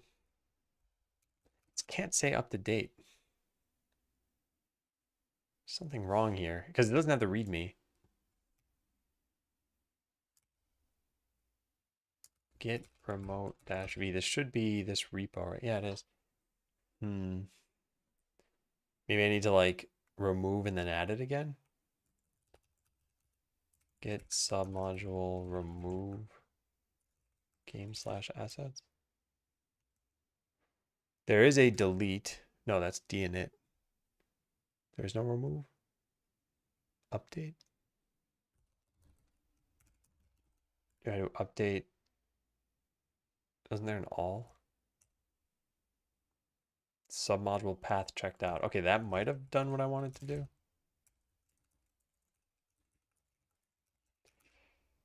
Oh, there it is. Okay, cool. That works. Yeah.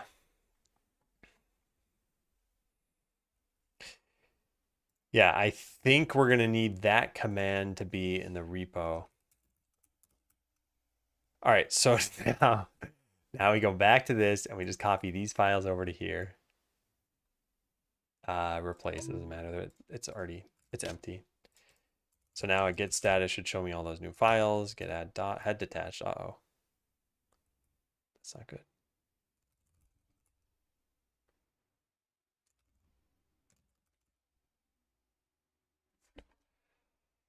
Oh boy. Specify which branch you want to merge with. Origin, main. There shouldn't have to be a rebase because there's nothing even in the history of this, right? I should probably just have removed this and added it back in. All right, fine. Yeah, let's copy this whole thing. Can't paste here. Assets old. Put this up here. Copy this stuff over. Go remove the original thing. Git submodule remove. How do I remove? Git rm. Path to submodule, then commit. So git status here should mention that there's a new. Yeah, we're just gonna rm the assets folder altogether. Following file is staged content -f to force removal. Okay, so now there should not be a submodule. Whoops. What is this called? Is it? Oh, it's git modules. Git modules. Yeah, there's nothing in there. All right, so now we just redo this, right? Game does not even have assets. Yeah. Rely on the package manager. Oh, I'm just doing this for assets though, so there's no package manager for this. And yeah, maybe this is the big mistake, but kind of want to see, would this be good to do or no? All right, so game/assets. A git directory already found. If you want to reuse the local one.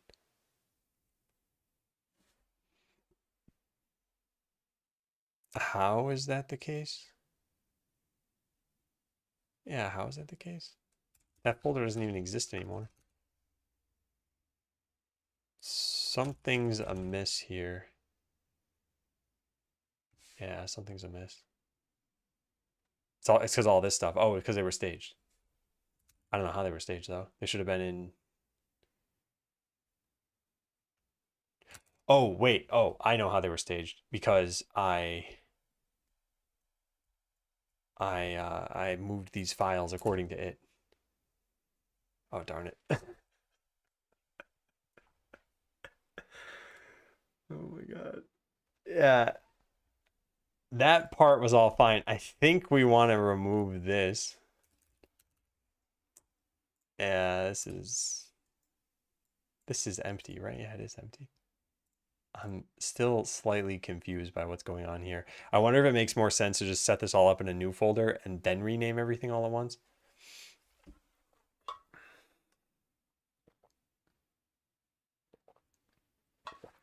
Did you delete it from the Git world and the real world? I deleted it from the real world, so it's now no longer there. But the Git world, I thought I removed it, and I...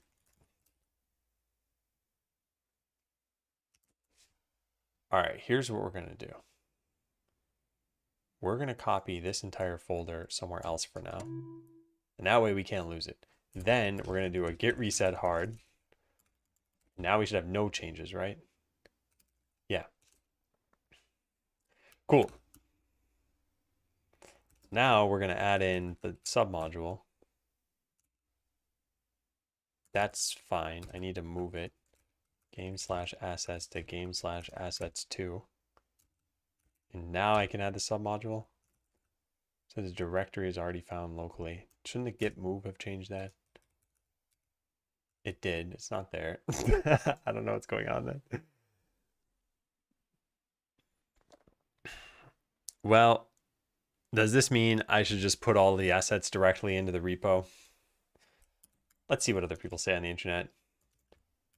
Put assets into repo or submodule.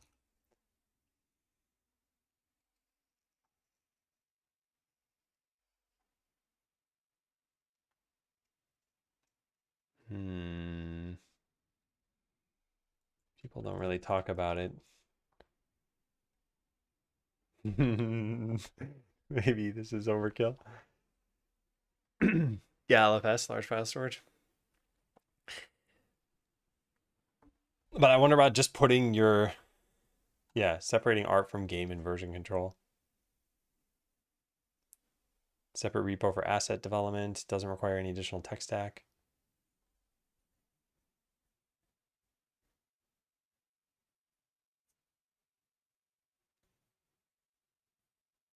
Yeah.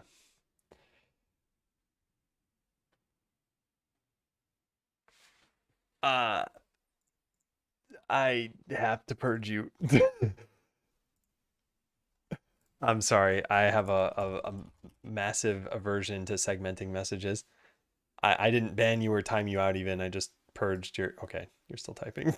Now I'm going to time you out for a minute. Yeah, sorry. Please type all your messages in one line if you can help it.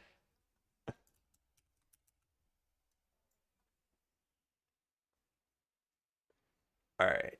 So is this worthwhile to even do? And I guess all I'm thinking is in the future, if we do want to split this out, we would need to wipe out the history that we had here, which I guess means rebasing all the assets out of history. Big raid, yeah, two raids, one from Kit, one from Lana. Very generous people, good streamers. Git remove file from history. How to remove file? Yeah, if we had to remove like 200 files, I think this would be probably pretty tedious. Git filter repo.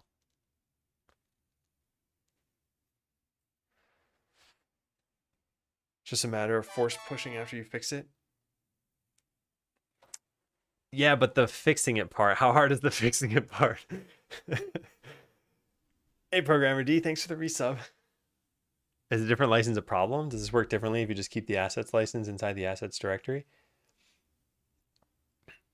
It's not a problem with what we have now. It would only be a problem if I decided, you know what, I want the code to be public, but not the game. But that's not a problem. So yeah, I will probably just put in the regular repo, I guess. All right. Well, I guess that simplifies a whole lot of this. So can we undo everything that I did? Git reset hard. All right, now delete the assets old folder. And I guess delete these repos that I just made, like this. This isn't needed. Settings, delete.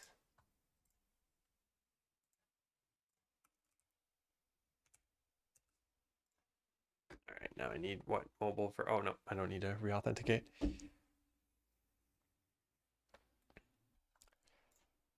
Okay. So, are we good? I think we are. I think I just, what is going on? No folder assets. Oh, I typed games. Do that a lot. Yeah. So here are all the graphics we have. Now, maybe we should just add graphics as we need them. In fact, I guess then this is just kind of pointless, right? This whole setup, the sprites. Remove temporary graphics, modify the README. There wouldn't be any need to modify the README. Update. Submodules were a pain and probably aren't necessary. LFS is a pain and probably isn't necessary. It's mostly just the GitHub limits on storage and bandwidth. Brandwidth. Got too many brands here. So if we were, if we were to use any of these, I've got a demo project somewhere where I just set up one auto tile. And I just, where is that? This one. I just think this would be a lot of work. Like here it is. This was with one auto tile. So if I wanted to add another auto tile, for example, let's see what that would take to do. Overworld. These aren't even all of them. I don't know where any of this stuff comes from. Exterior, maybe? I forgot. Yeah, this. Yeah, here are a bunch of them. So let's say we take the ground dungeon, whatever tile. Yeah, so let's put this in here and this over here. And then can you like copy an auto tile from another thing? Like this already has a texture, a terrain painted. Yeah, this terrain set, whatever, ground. I wonder if you can just copy that stuff. Add elements. So we're going to say like dungeon ground now. Dungeon ground. I don't think you can. Oh, man. I don't even know what I'm doing right now. I also don't understand. A lot of these tiles are the same as other ones we have here. Can I paint here? Yeah, I can. All right. So we do something like this. Then we fill all these in.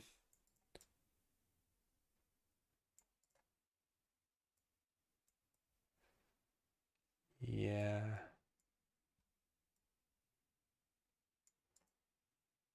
Or maybe I just can't see the gray lines that are there.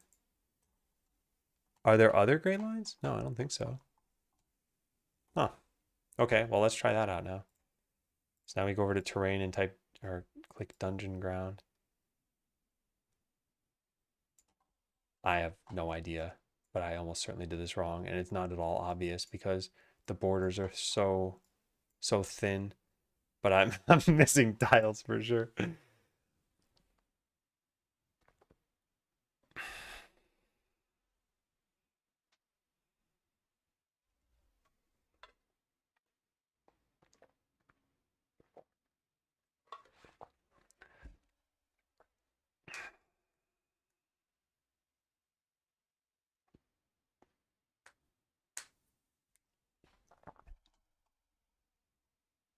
I mean, it looks okay. I feel like something's missing from this auto tile. Can I open this in Chrome?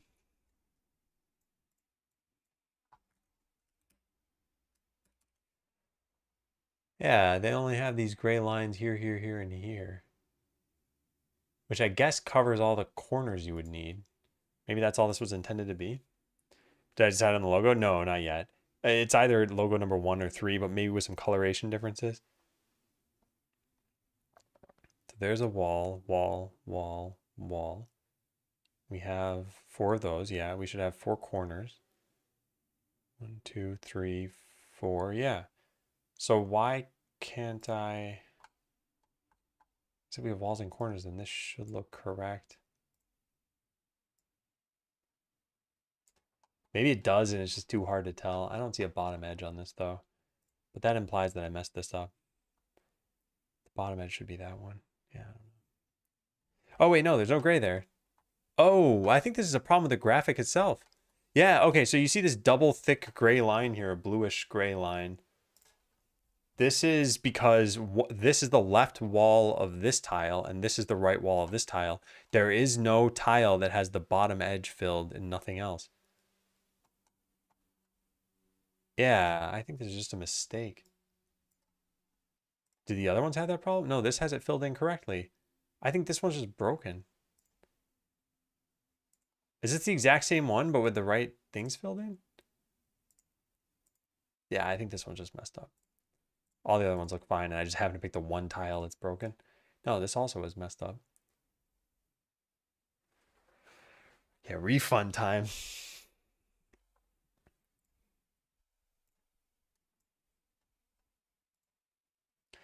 From what I understand, the person who made these graphics is very reasonable when it comes to any edits that need to be made. Yeah, I think this has exactly the same problem. Maybe I'm just not understanding this though, but no, I think that's just the issue here. Hmm.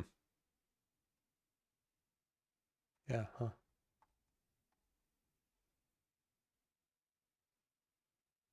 Free template ground.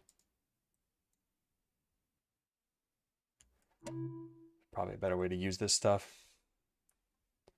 Maybe it's supposed to be on top of some other image or color. Yeah, maybe you're right. Also, what was that sound? That sounds like I just undid something in Finder. Oh my goodness. Yeah. Well, is it worthwhile to add any of these in then?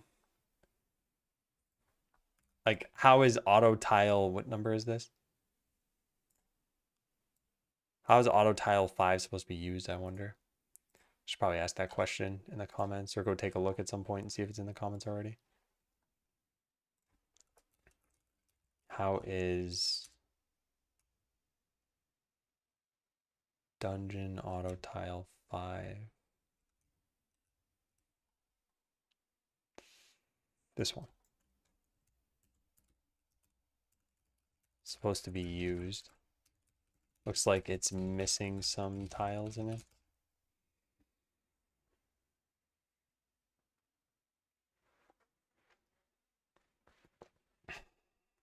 Yeah, I could paint a line in that and we'd be good. Although actually the problem goes a little bit deeper than that. You can see for this ground auto tile, oh man, it's so hard. I'd love for there to be a way to just like zoom in on this stuff. Open with GIMP. Yeah. So you can see for this one, we have this little bit here and this little bit over here as well. I don't think that was in the other version of this. Oh yeah, this one. Yeah, it just has these lines. I think this is just malformed. And part of what also kind of indicates that it's probably malformed is that the difference between that one and this one are so minimal. Is there a reopen tab?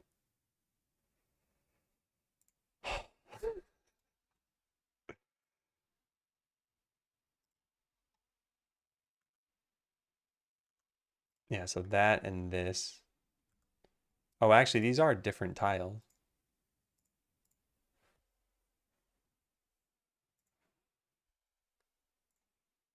Yeah, they're just different tiles. But if I put one of those into the game, like if we take this, put this over here, drag this over to this. Yes, just delete this one entirely. Paint onto the dungeon ground that we have. I'd love to not have to copy in one of these things every single time. Is there a way to not have to do this? Oh man, I don't think so. That's going to be really tedious.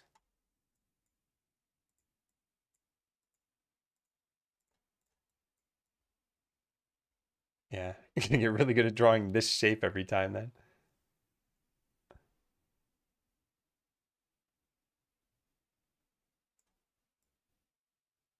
There we go. All right, so now in the tile map, we can draw these ground tiles out.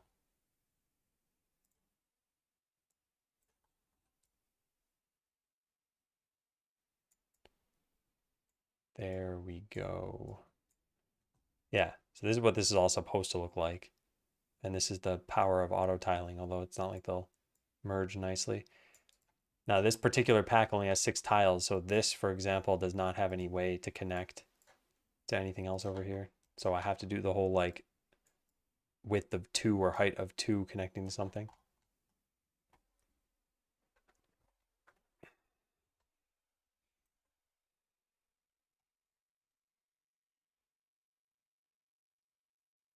Coincidentally related to what I'm working on. Oh, nice, Krasner. Hey, Krasner, do you mind leaving this comment on YouTube? It's only kind of a joke because I feel like I stream on Twitch and on YouTube, but most people are used to seeing me on Twitch. And so then I get all the comments from a video on Twitch and Discord. And so YouTube is probably like, oh, no one liked this video. I'll just stop showing it to people.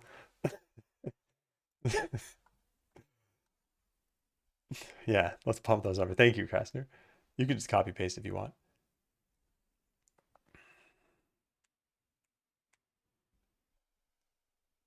So then we don't really need to do anything here, right? Because I don't want to copy all the assets in right now. Oh, what a mess. What a mess.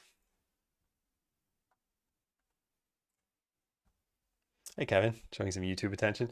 Yeah, you're literally the first comment in the afternoon stream. So it took 2 hours.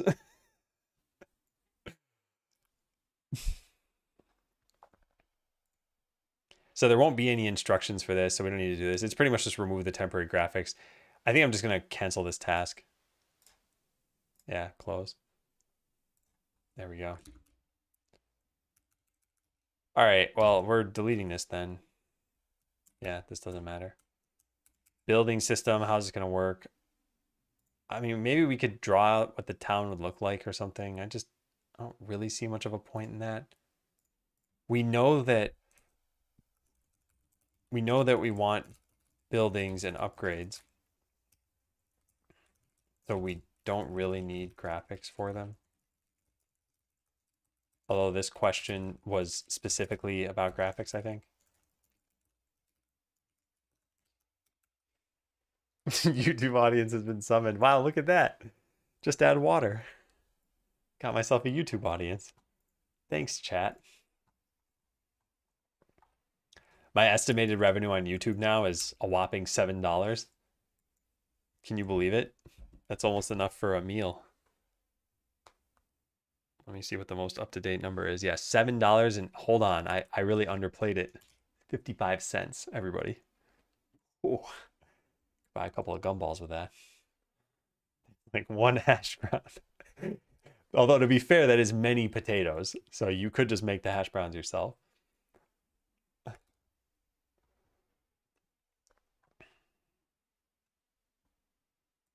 I don't know. Some planning needs to go into this. I'm just gonna move on. There's gotta be something I can just work on here.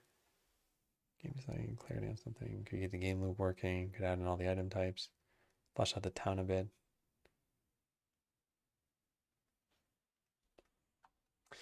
Well, how about let's just try this. Let's just figure out if we were to add in the sprites, what would the town look like? And we need like a town square ground.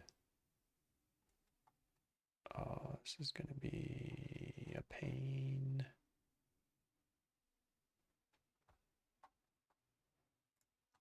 Yeah.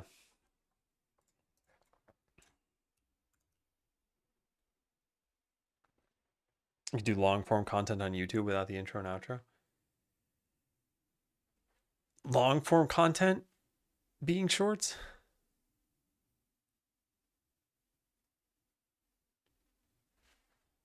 I want to do proper shorts at some point. I just haven't gotten around to that. I don't think it's a priority for right now either. I'm really just joking about the revenue. It doesn't matter if it's $7 or $70. Unless I can buy 2 hash browns with it, it's not money. So can I tell you what keyboard that is? Yeah, it's the corn keyboard.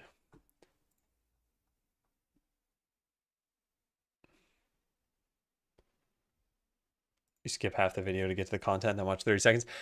There was something called the Wadsworth constant from a while ago, which was like the first 30% of a YouTube video could be ignored. I try to make it so that my videos are as little intro as possible. And I try to only ask people to like and subscribe 7 times per minute. So it's minimal, it's not intrusive. All right, I want that tile set. Where is that? They're like bricks that go up and down. Is it this? Aha! Those are the bricks. So it's ground, dungeon, auto tile, 0. All right, let's add these into the actual game. Yeah. So this tile map, we're going to start to add in the proper graphics for this.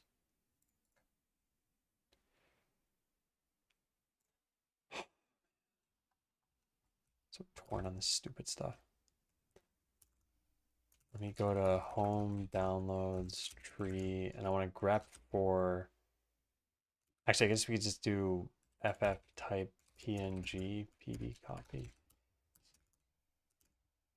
All right, we only have what, 56,000 things in here. So do they reuse names? If I search for dungeon auto tile, how many of these do we get?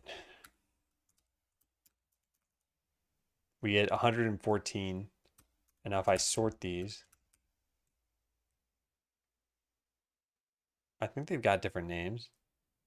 Well, they're all in different paths. So no, maybe they don't have different names. Maybe if I just got rid of everything. And then how many lines do we have? 114. And if I made these unique. Oh, no, they do use the same names. Okay, well, that sucks. Ooh, all right. So then we're going to need to put the pack at the beginning of these. So in this case, this is going to be exterior ground dungeon auto tile 0. So let's do that. Close out of this.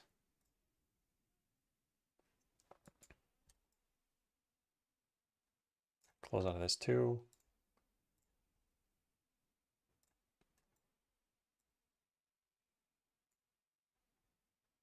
All right, there we go. So I don't know where we want to put this. Maybe world. Maybe super retro world. No, that's probably not smart. I think just world for now is good. And then we'll put this in there. And this is going to be exterior.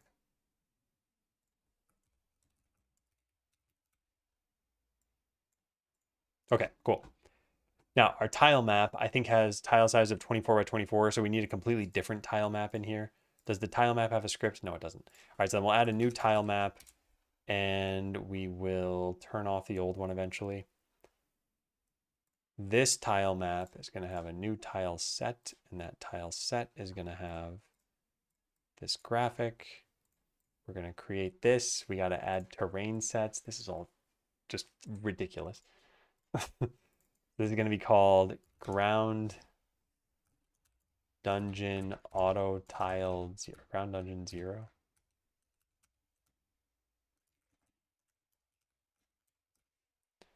There we go. Make it like a reddish color. All right, then go over to paint, terrain, terrain.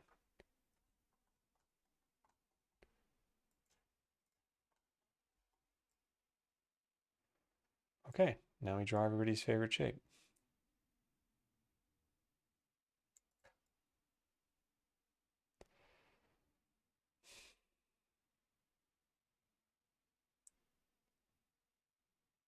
There we go. All right, so now we should be able to start drawing this on top of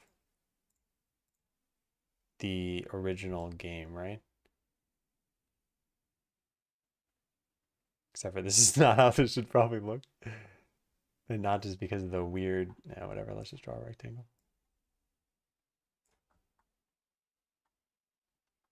Yeah, this is more supposed to be a path, I guess. Oh man, this is why I said I'm garbage at this. Because like, do I just want it to look like that? Is the town less like a castle and more like a town that you see here? Where there are grass tiles and trees and stuff? Because I think that would look kind of cool. Game command should be updated. What does that currently point to? Yeah. Unalias game. Alias game to scale.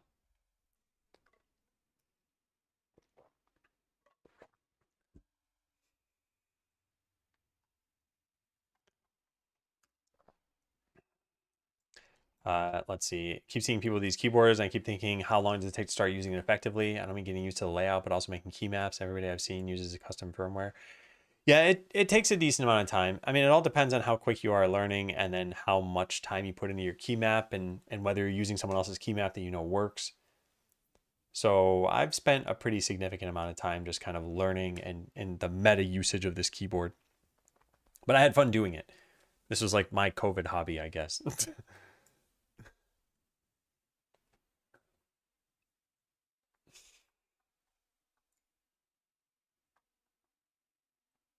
Yeah, and thank you, by the way. All right, so I do like the idea of it being a town that's more kind of free form. And maybe we could give a better reason than just customers show up in a portal. Maybe they could come in on a boat or they could come in through, I don't know, a bunch of different ways. That could be kind of cool. They could just appear out of this cave.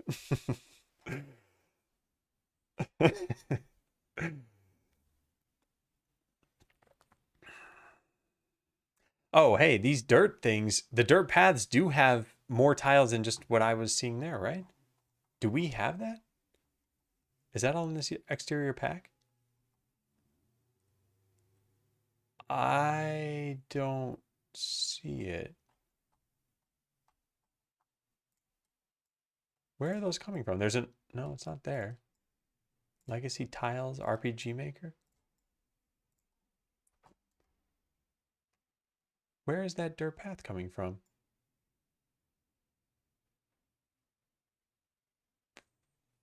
This?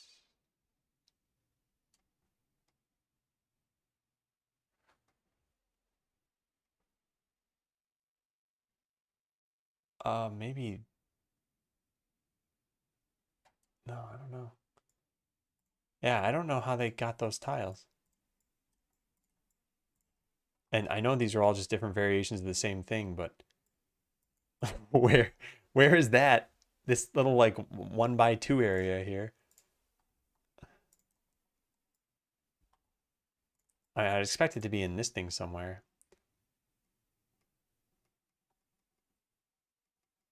I don't know. Maybe this is just a matter of like getting all this stuff organized and then oriented inside of Godot. But yeah, I don't see that dirt anywhere. This is the closest. That's not even correct though. It's like a lighter colored grass.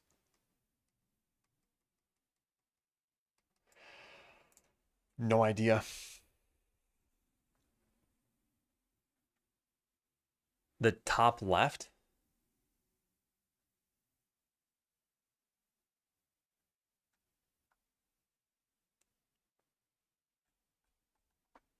I think I should probably just look at this.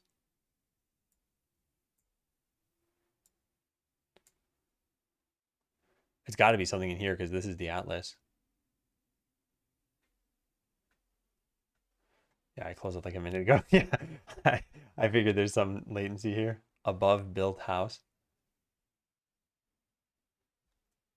But what I was trying to say is this doesn't have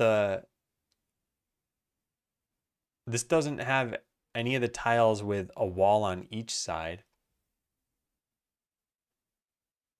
I mean, I guess this is what's considered the road. All right, let's go take a look. Let's see if we can build this because I don't think it's possible, but I might just be totally wrong here.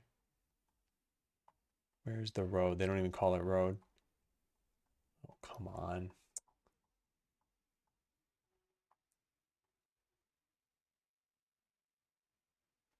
I think it's supposed to be this one.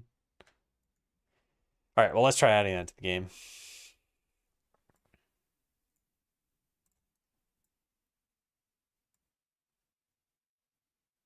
Yeah. All right, so we add another terrain and we call this one free ground 17.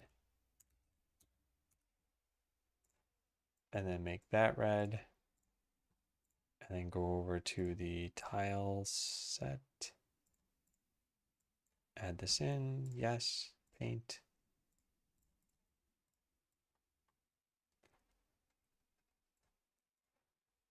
All right.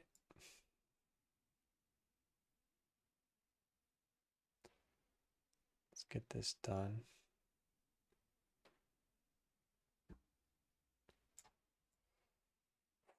I really want a way to copy that mask everywhere. Maybe I could just do it inside the file itself. Just copy paste a bunch of data. Anyway, so that's the terrain we just got. So now we have, ooh, what happened? What did happen? How did I mess this up? now the tile map should have this terrain here. I think this is a bug. If I reload the project, I think it'll be there. But I think it just gets messed up somehow. Is it there? Yeah, it's there now. Okay, yeah. So if I were to make a rectangle of this. All right, so now here's where I was saying things get a little funky. So see, we can't draw like a 1x3 or a 1x2. We have to draw them like this. They're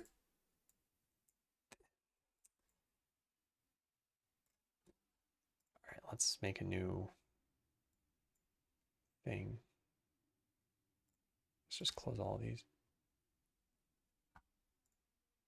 All right, this is what I'm trying to say here. These grass tiles have a wall on the left, the bottom, and the right. And then the upper one has left, top, and right. And none of the auto tiles have that setup. There's nothing here that has 3 walls.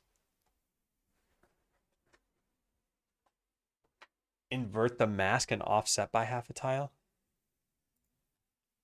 Oh, this is some like funky masking thing.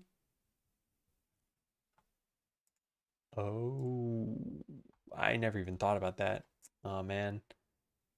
All right, see, this is why I say I'm just not good at this stuff.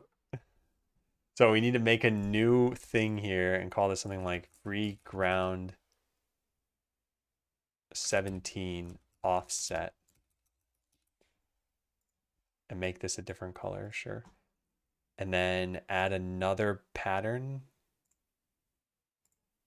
Terrain set 0, free ground offset. Oh, can you not do this? Does this modify for everything? What? It does. Oh, no, it does. Oh, I see. I see. It shows all of the masks on top of each other. Oh, this is going to be a mess. Oh, man. All right, so I have to invert this.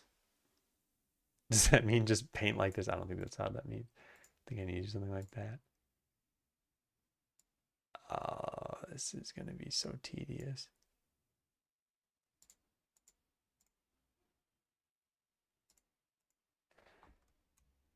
It's really hard to tell what I'm drawing to.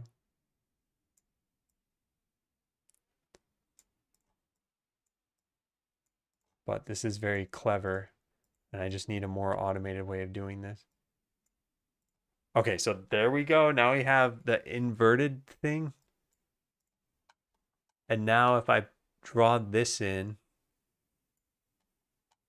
oh, I don't know what I'm doing. Yeah, it's so hard to tell where I've drawn.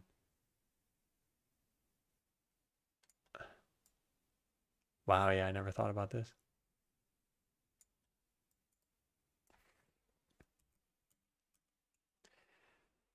Oh,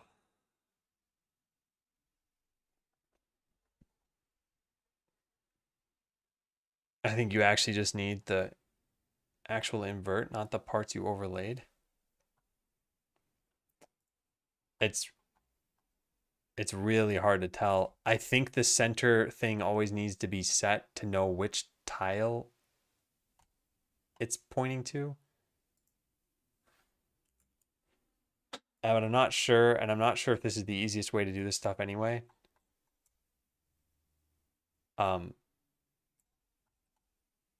Yeah. Is there a way to get these things to be like one tile so I can just draw whatever I want? I guess I wouldn't know.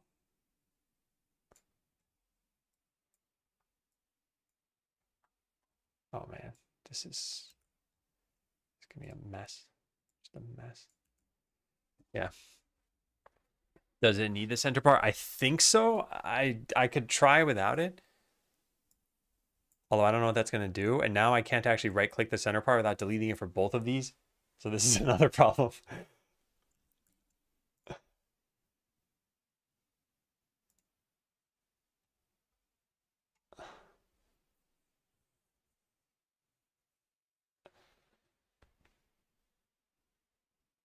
create a new image and shuffle everything over by 8 pixels in each direction. Yeah. Well, no matter what, it seems like this is going to be pretty tedious. Either I need to make a million different images that combine all of these things, or I need to make 2 masks for a single image. Maybe clone it so each one is separate. Can I do that? If I drag this here again? Oh, you can. Oh. Is there a clone? Open Atlas merging tool. What does this even do? Select 2 or more. I don't even know how to select 2 or more. There we go. Oh, interesting. So you can merge all these things into one and it'll just keep the... It makes an image for you? Okay. Well, that'll make it a little easier, I think. Wow. All right, let's go undo what I did. It'd be nice if you could change the painting for just one of these things, because now this is going to just totally break. So we just want this to be the regular free ground one. Oh man, there has to be a way to do this right. Manage tile proxies.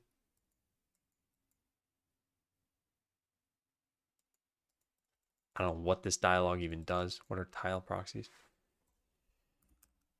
Godot tile map. Copy texture. Copy auto tile terrain bit masks.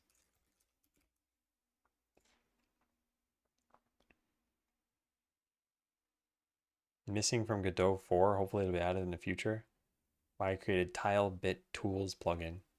Select the cells with the bit mask set up, save as custom template, then select the cells you want to paste, choose your template, choose the terrain, click apply.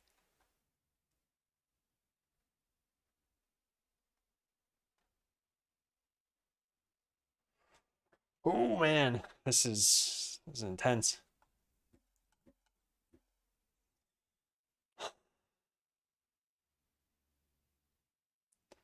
Built-in auto tile templates for all 3 terrain modes. 3x3 minimal, 3x3 16 tile, 2x2 templates. I mean, this sounds like exactly what I would want.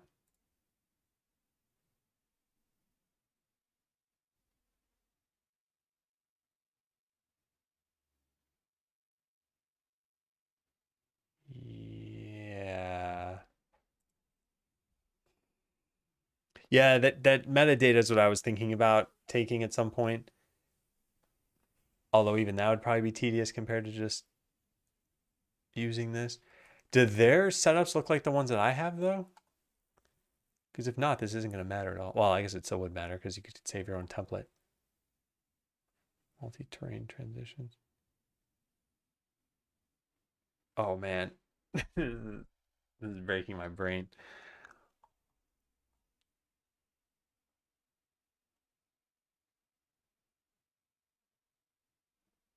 So this is a much more powerful tool than I expected.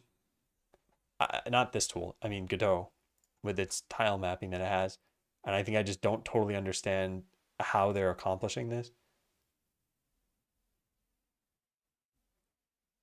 Mode corners.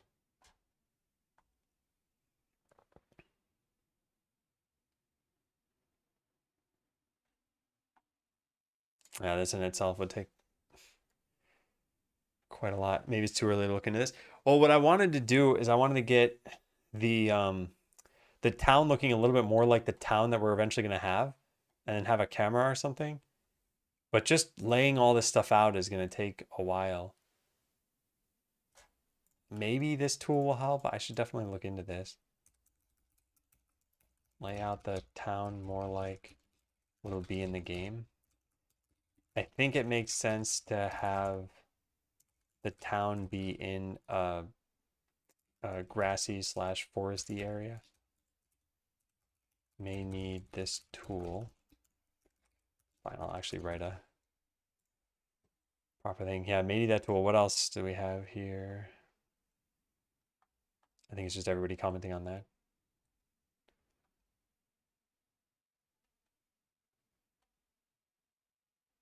Way to make it work with more than 2 types of tile terrain or background at the same time. I think you just add arbitrary layers.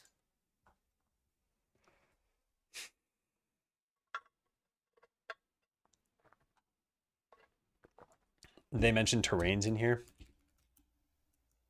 Handling tile connections using terrains. To use terrains, a tile map node must feature at least one terrain set and a terrain within this terrain set. There are 3 kinds of painting modes. Connect, where tiles are connected to surrounding tiles. Path, where tiles are connected to tiles painted in the same stroke. Wait, should I have been using path that whole time? I have no idea.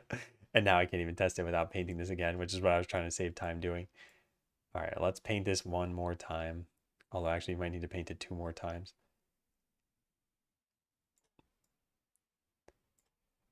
And then out of curiosity, if I take out, let's say, the middle of that, what does that do?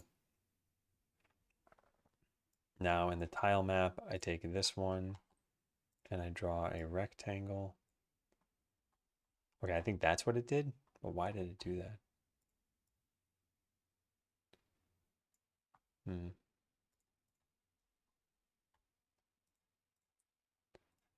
All right, now what? Does this fix this?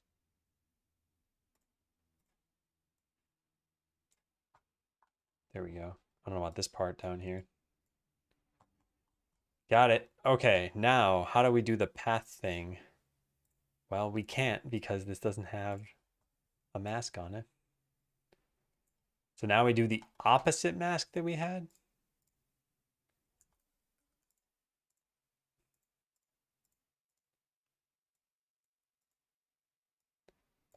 Like this.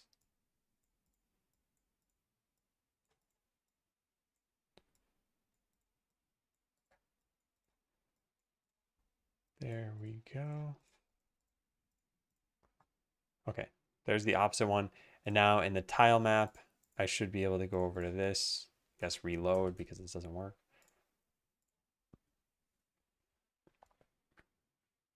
Yeah, so I do need the centers then. Yeah, that's the point of the bitmask. Got it. Okay. So now we go over to here and I want to use the path tool. Okay. Clearly I do not know what I'm doing. It's like, oh man, I don't know.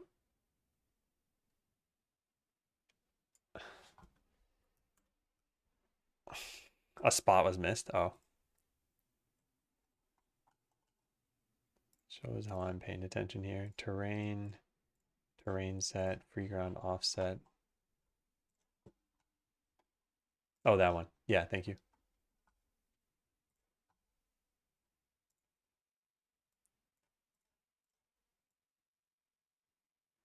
Yeah, I think I still don't totally understand this path tool thing. Like, what is going on? Is it like where I'm drawing that's doing this?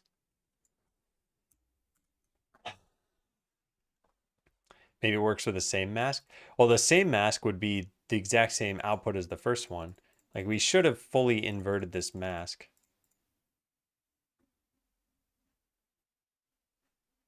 Just not made to work with that layout. Yeah, I guess I want the opposite of what I was doing earlier. So I'd have to make another layer on the tile map. So we have a background layer and a foreground layer. And then if we switch to foreground and do something like that, and then show everything all at once.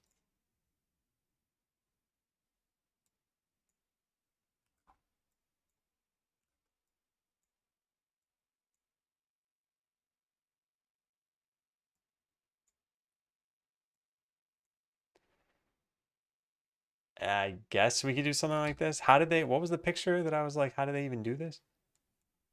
I think it's opening GIMP. Yeah, that. I still don't know. So I have paid attention to nothing that I've done so far. Oh, that's how. I think. Oh man, it'd be nice to actually see what I drew where. So we want this to go one farther over? No, not like that. No, we can't do it any other way.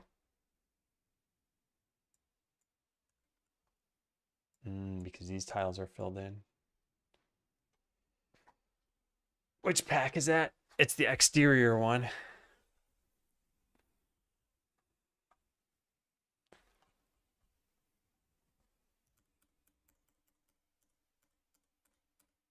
All right. Well, yeah, like I said, lots of considerations to have for this of what's the best way to do this. And thankfully, we'll only need to make the town once, and there's not going to be anything dynamic about it, probably. Like, I want it to look nice. Throw it a kit to you. Seem like a cool dude. Take a fall. Well, thanks, Callie. I'm just about to take a break, and then we'll do another maybe like, I don't know, 20 minutes or something. I got to take a break, though, and I really should have taken one a little while ago. So I'll be right back. Is it jump time? It's jump time. Again, for anyone who hasn't seen this before, just type join right now, and then J and a number, and that's how you jump. And the game starts in 33 seconds. I'll be back.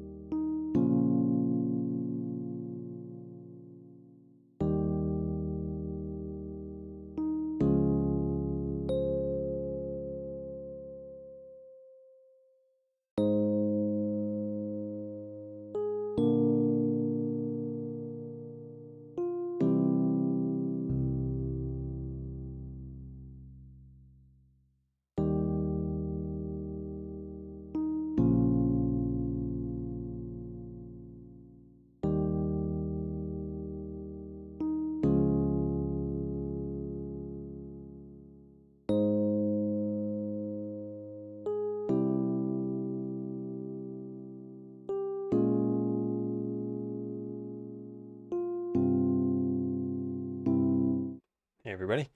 Close the game. So I don't have too much longer. So like I said, I have an obligation at 4 p.m. and it's 3:30. I feel like I'm very turned around on all this stuff. I think eventually generating out the town would be pretty cool. So I'd like to do it. I think it's going to take me a very, very long time. But that's still good enough reason to do it. Oh, they have some combined textures here. If you see this one, this is grass on top of some stone.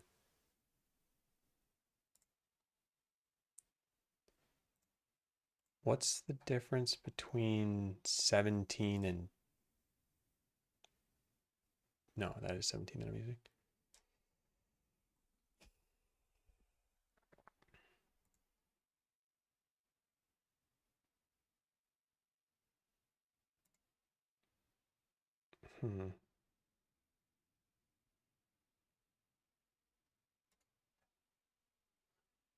Yeah, main difference is alignment. Yeah, I mean, I could make a layer.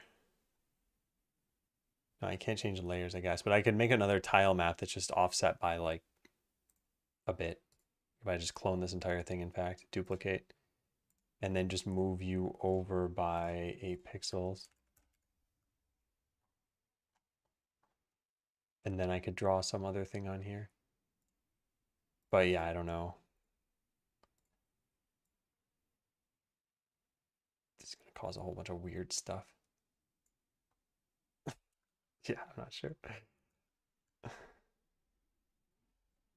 Why this versus RPG Maker? I just haven't used RPG Maker. I'm not fully sure of its capabilities. This just felt like a more capable editor from my ignorant understanding of things. Divided across 2 tiles, not 1 tile.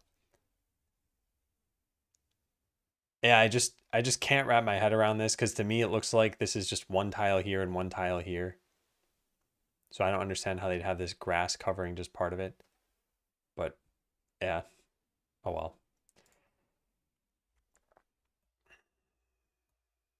Yeah, and I'll probably try out this tool at some point too. And I wonder, the other thing, they've got a bunch of comments at the bottom of this, and maybe somebody else asked about this. Did anyone comment on Dungeon Auto Tile Live?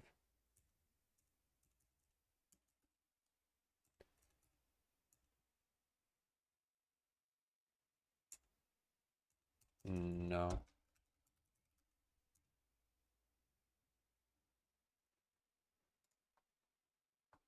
Huh? What? Using Godot, which is why I was confused with some stuff only being an RPG Maker. Speaking of which, I tweaked Auto Tile to make it a little more flexible. The extra few pieces made this set much easier to use.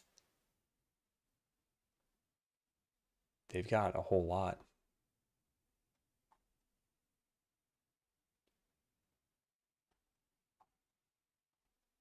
Oh, I wasn't even searching all the comments. Oh, there are just like a million comments. Yeah.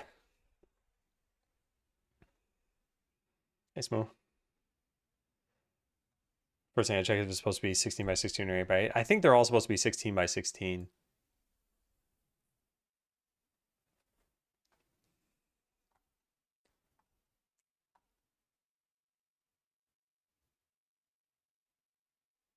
You know what? I kind of wonder, like here, I see those same paths from before, but now they're all in the blocky chunks of a minimum size of 2 everywhere. It almost makes me wonder if these other ones that I'm seeing weren't done the same way. I don't know. I'm getting really caught up on this. I don't think it matters.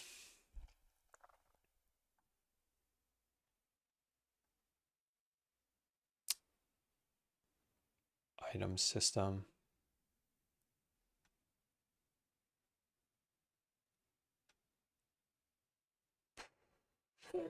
I don't know.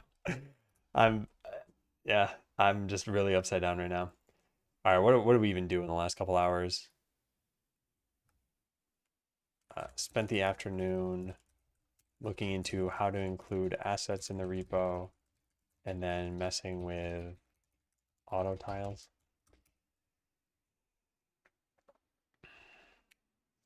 Assume every tile set has a screwed up layout out of the box.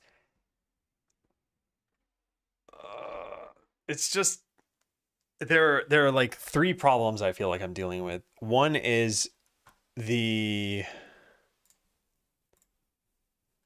masks and having to set them for everything. And so there's a plugin that could fix that, or yeah, I could go into whatever metadata is getting saved, probably inside the tile map itself, and figure that out.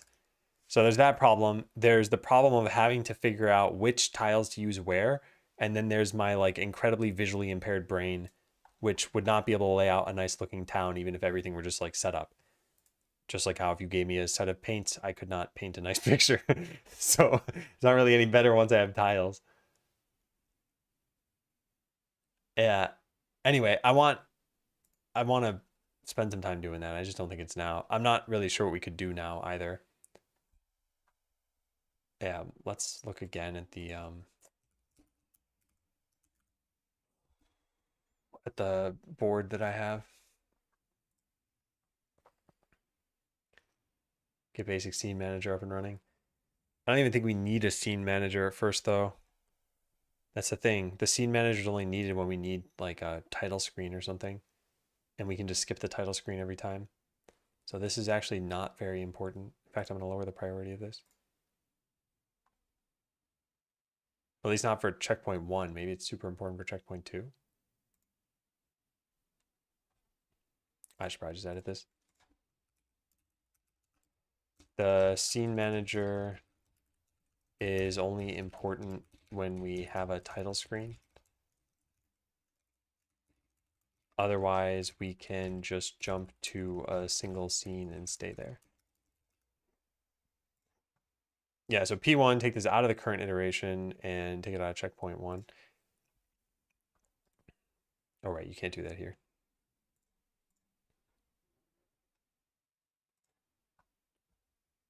Wait, what? How am I? Checkpoint 2. There we go. All right, so that takes that out of there. Now, what task should I be doing?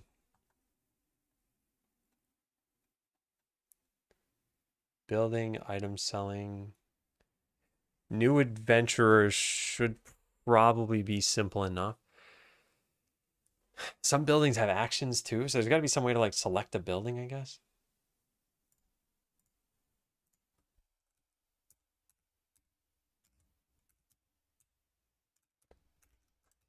Figure out how any of this will work.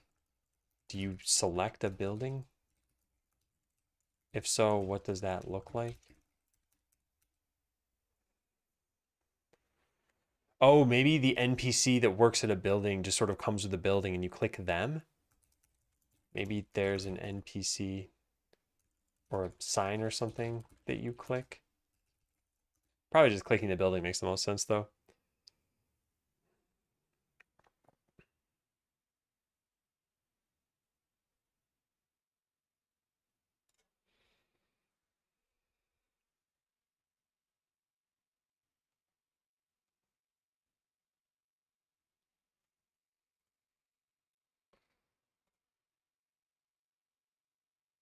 Did I did I already make this?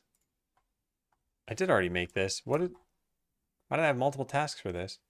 Create the customer system. How is it different from the item selling system? Display items on display tables, automatically price them. When an item is sold, restock it if you have inventory. And I think this is done. I think it's that this was just not needed because we had number 8 there. I don't know what I was. I think this was done as part of 8. Close as not planned.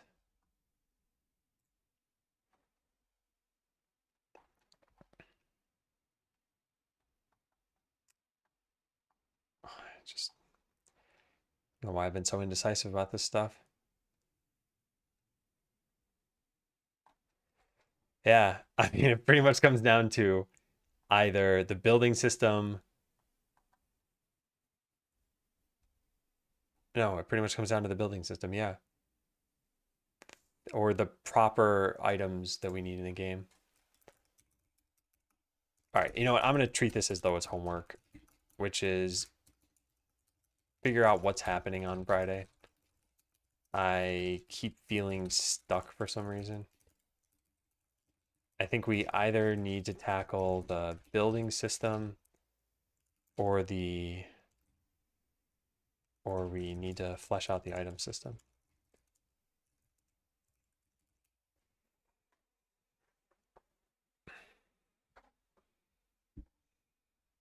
Got distracted by the tile map. Very easy to get distracted that way, that's for sure.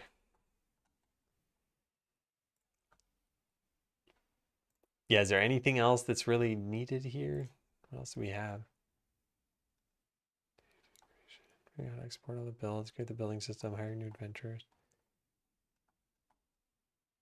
Yeah. Well, I guess there is music as well. Like I said, I started working on a town tune and I'm pretty happy with it. And I just need to flesh it out and actually make it an MP3 and not just an idea in my head. Figure out what's happening on Friday. Well, we have a little bit of time. Maybe we can figure out how the building system works. Because I wrote it all down in the, well, it's all right here, the game design of this. But there were unanswered questions. Buildings can be upgraded. Buildings that can sell things, yep. These can be moved but not destroyed. Wait, why would you even be able to move your buildings? Oh, I had the concept of making multiple buildings. I don't know if that even makes sense. Like, should you need a blacksmith to be able to sell swords and stuff? Yeah, I had this concept of restocking. I see. Yeah, I do need to put thought into this. Finish designing the build system. Or we can code it. And I think part of what's hurting me here too is I think part of this is based on the sprites we have. E.g., if we have display tables, then buildings may not even make sense.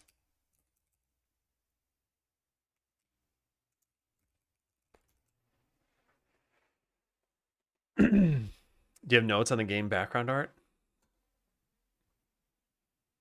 What do you mean? What are you looking for?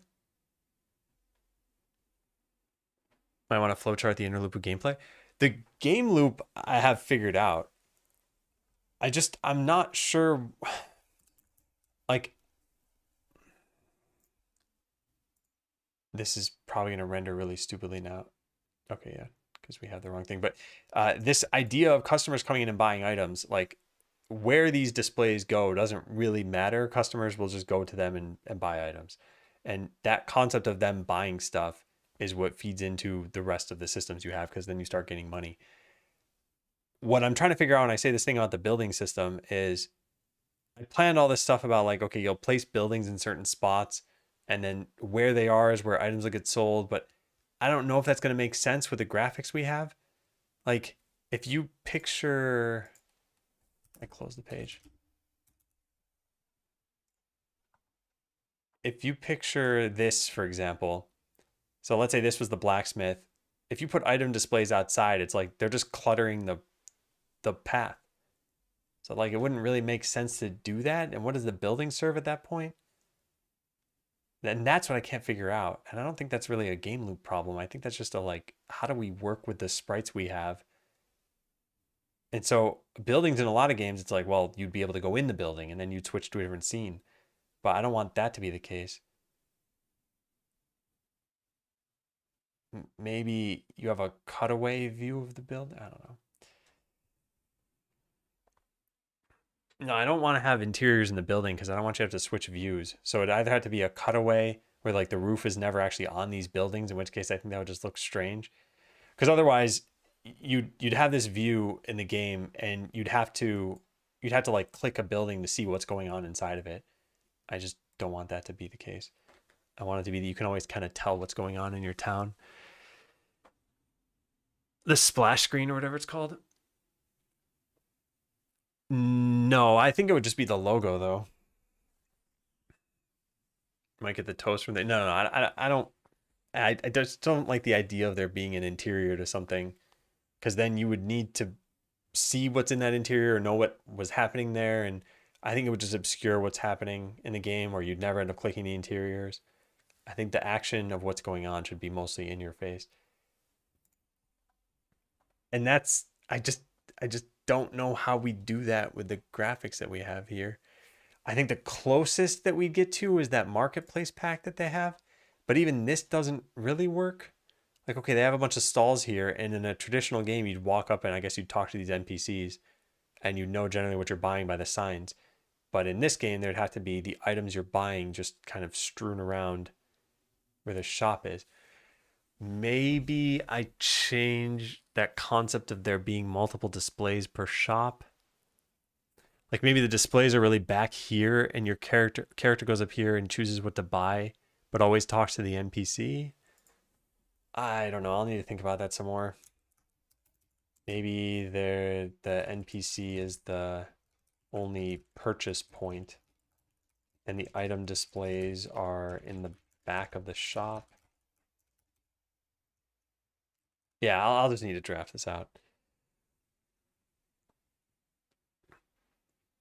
I may need to get scaled up. Yeah, the scale of the game I need to figure out too based on how much you could see and how clear is it. Why does the item need to be shown? I think the item needs to be shown for a couple reasons. For one, the item itself has some value, and I think there might be a management aspect to how you're selling things.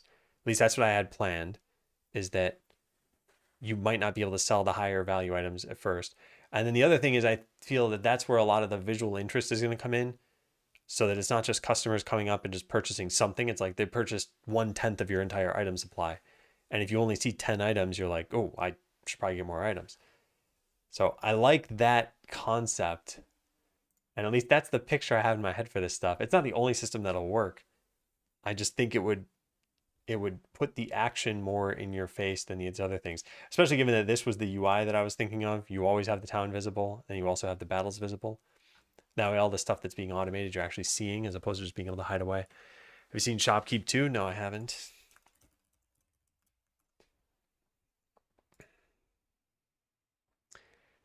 Mixed reviews.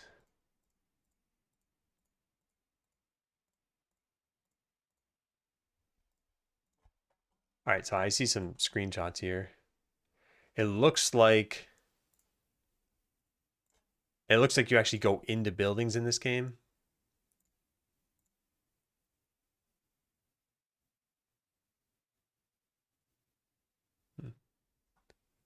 Interesting.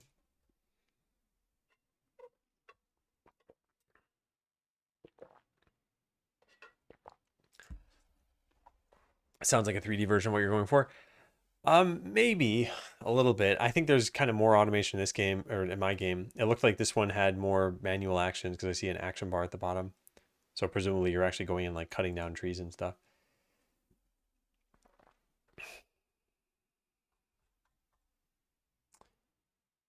Well, I'll put some thought into this.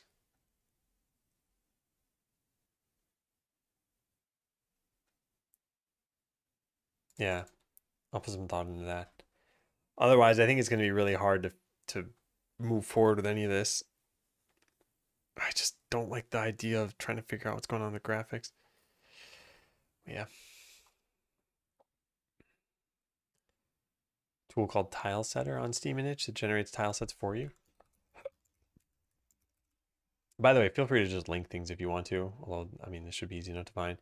Generator and map editor tool create your whole tile set instantly. So what does this do? Whoa.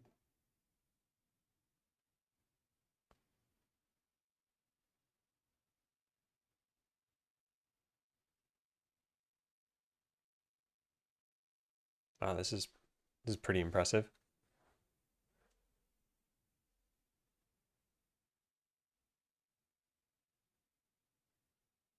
Huh.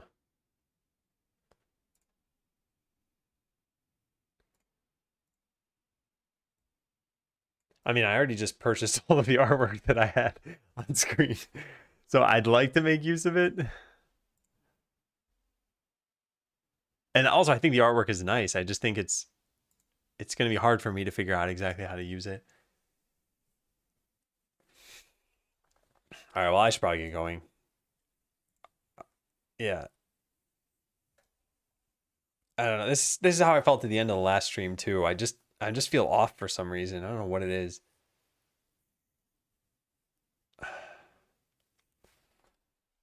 Are we raiding? Yeah, we're gonna find someone to raid. I messed up my last raid, so I raided someone with 0 viewers and who wasn't even streaming. Let me see who's online.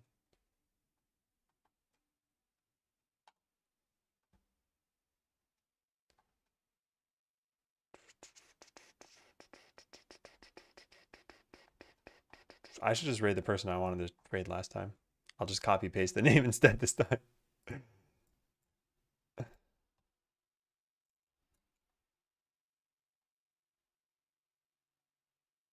I don't want to put thought in this. Yeah. Yeah, thank you all for watching. I'm sorry I've been in a weird mood at the end of these streams. I don't know. I'm just expecting something else and I got to figure it out. So tomorrow there won't be a stream, but on Friday there will be one. I just released a new video on YouTube over lunch today. So if you're interested in some of the thought that went into this game, that's what that video is about. Anyway, thanks for watching. I'll see you all on Friday. Take care.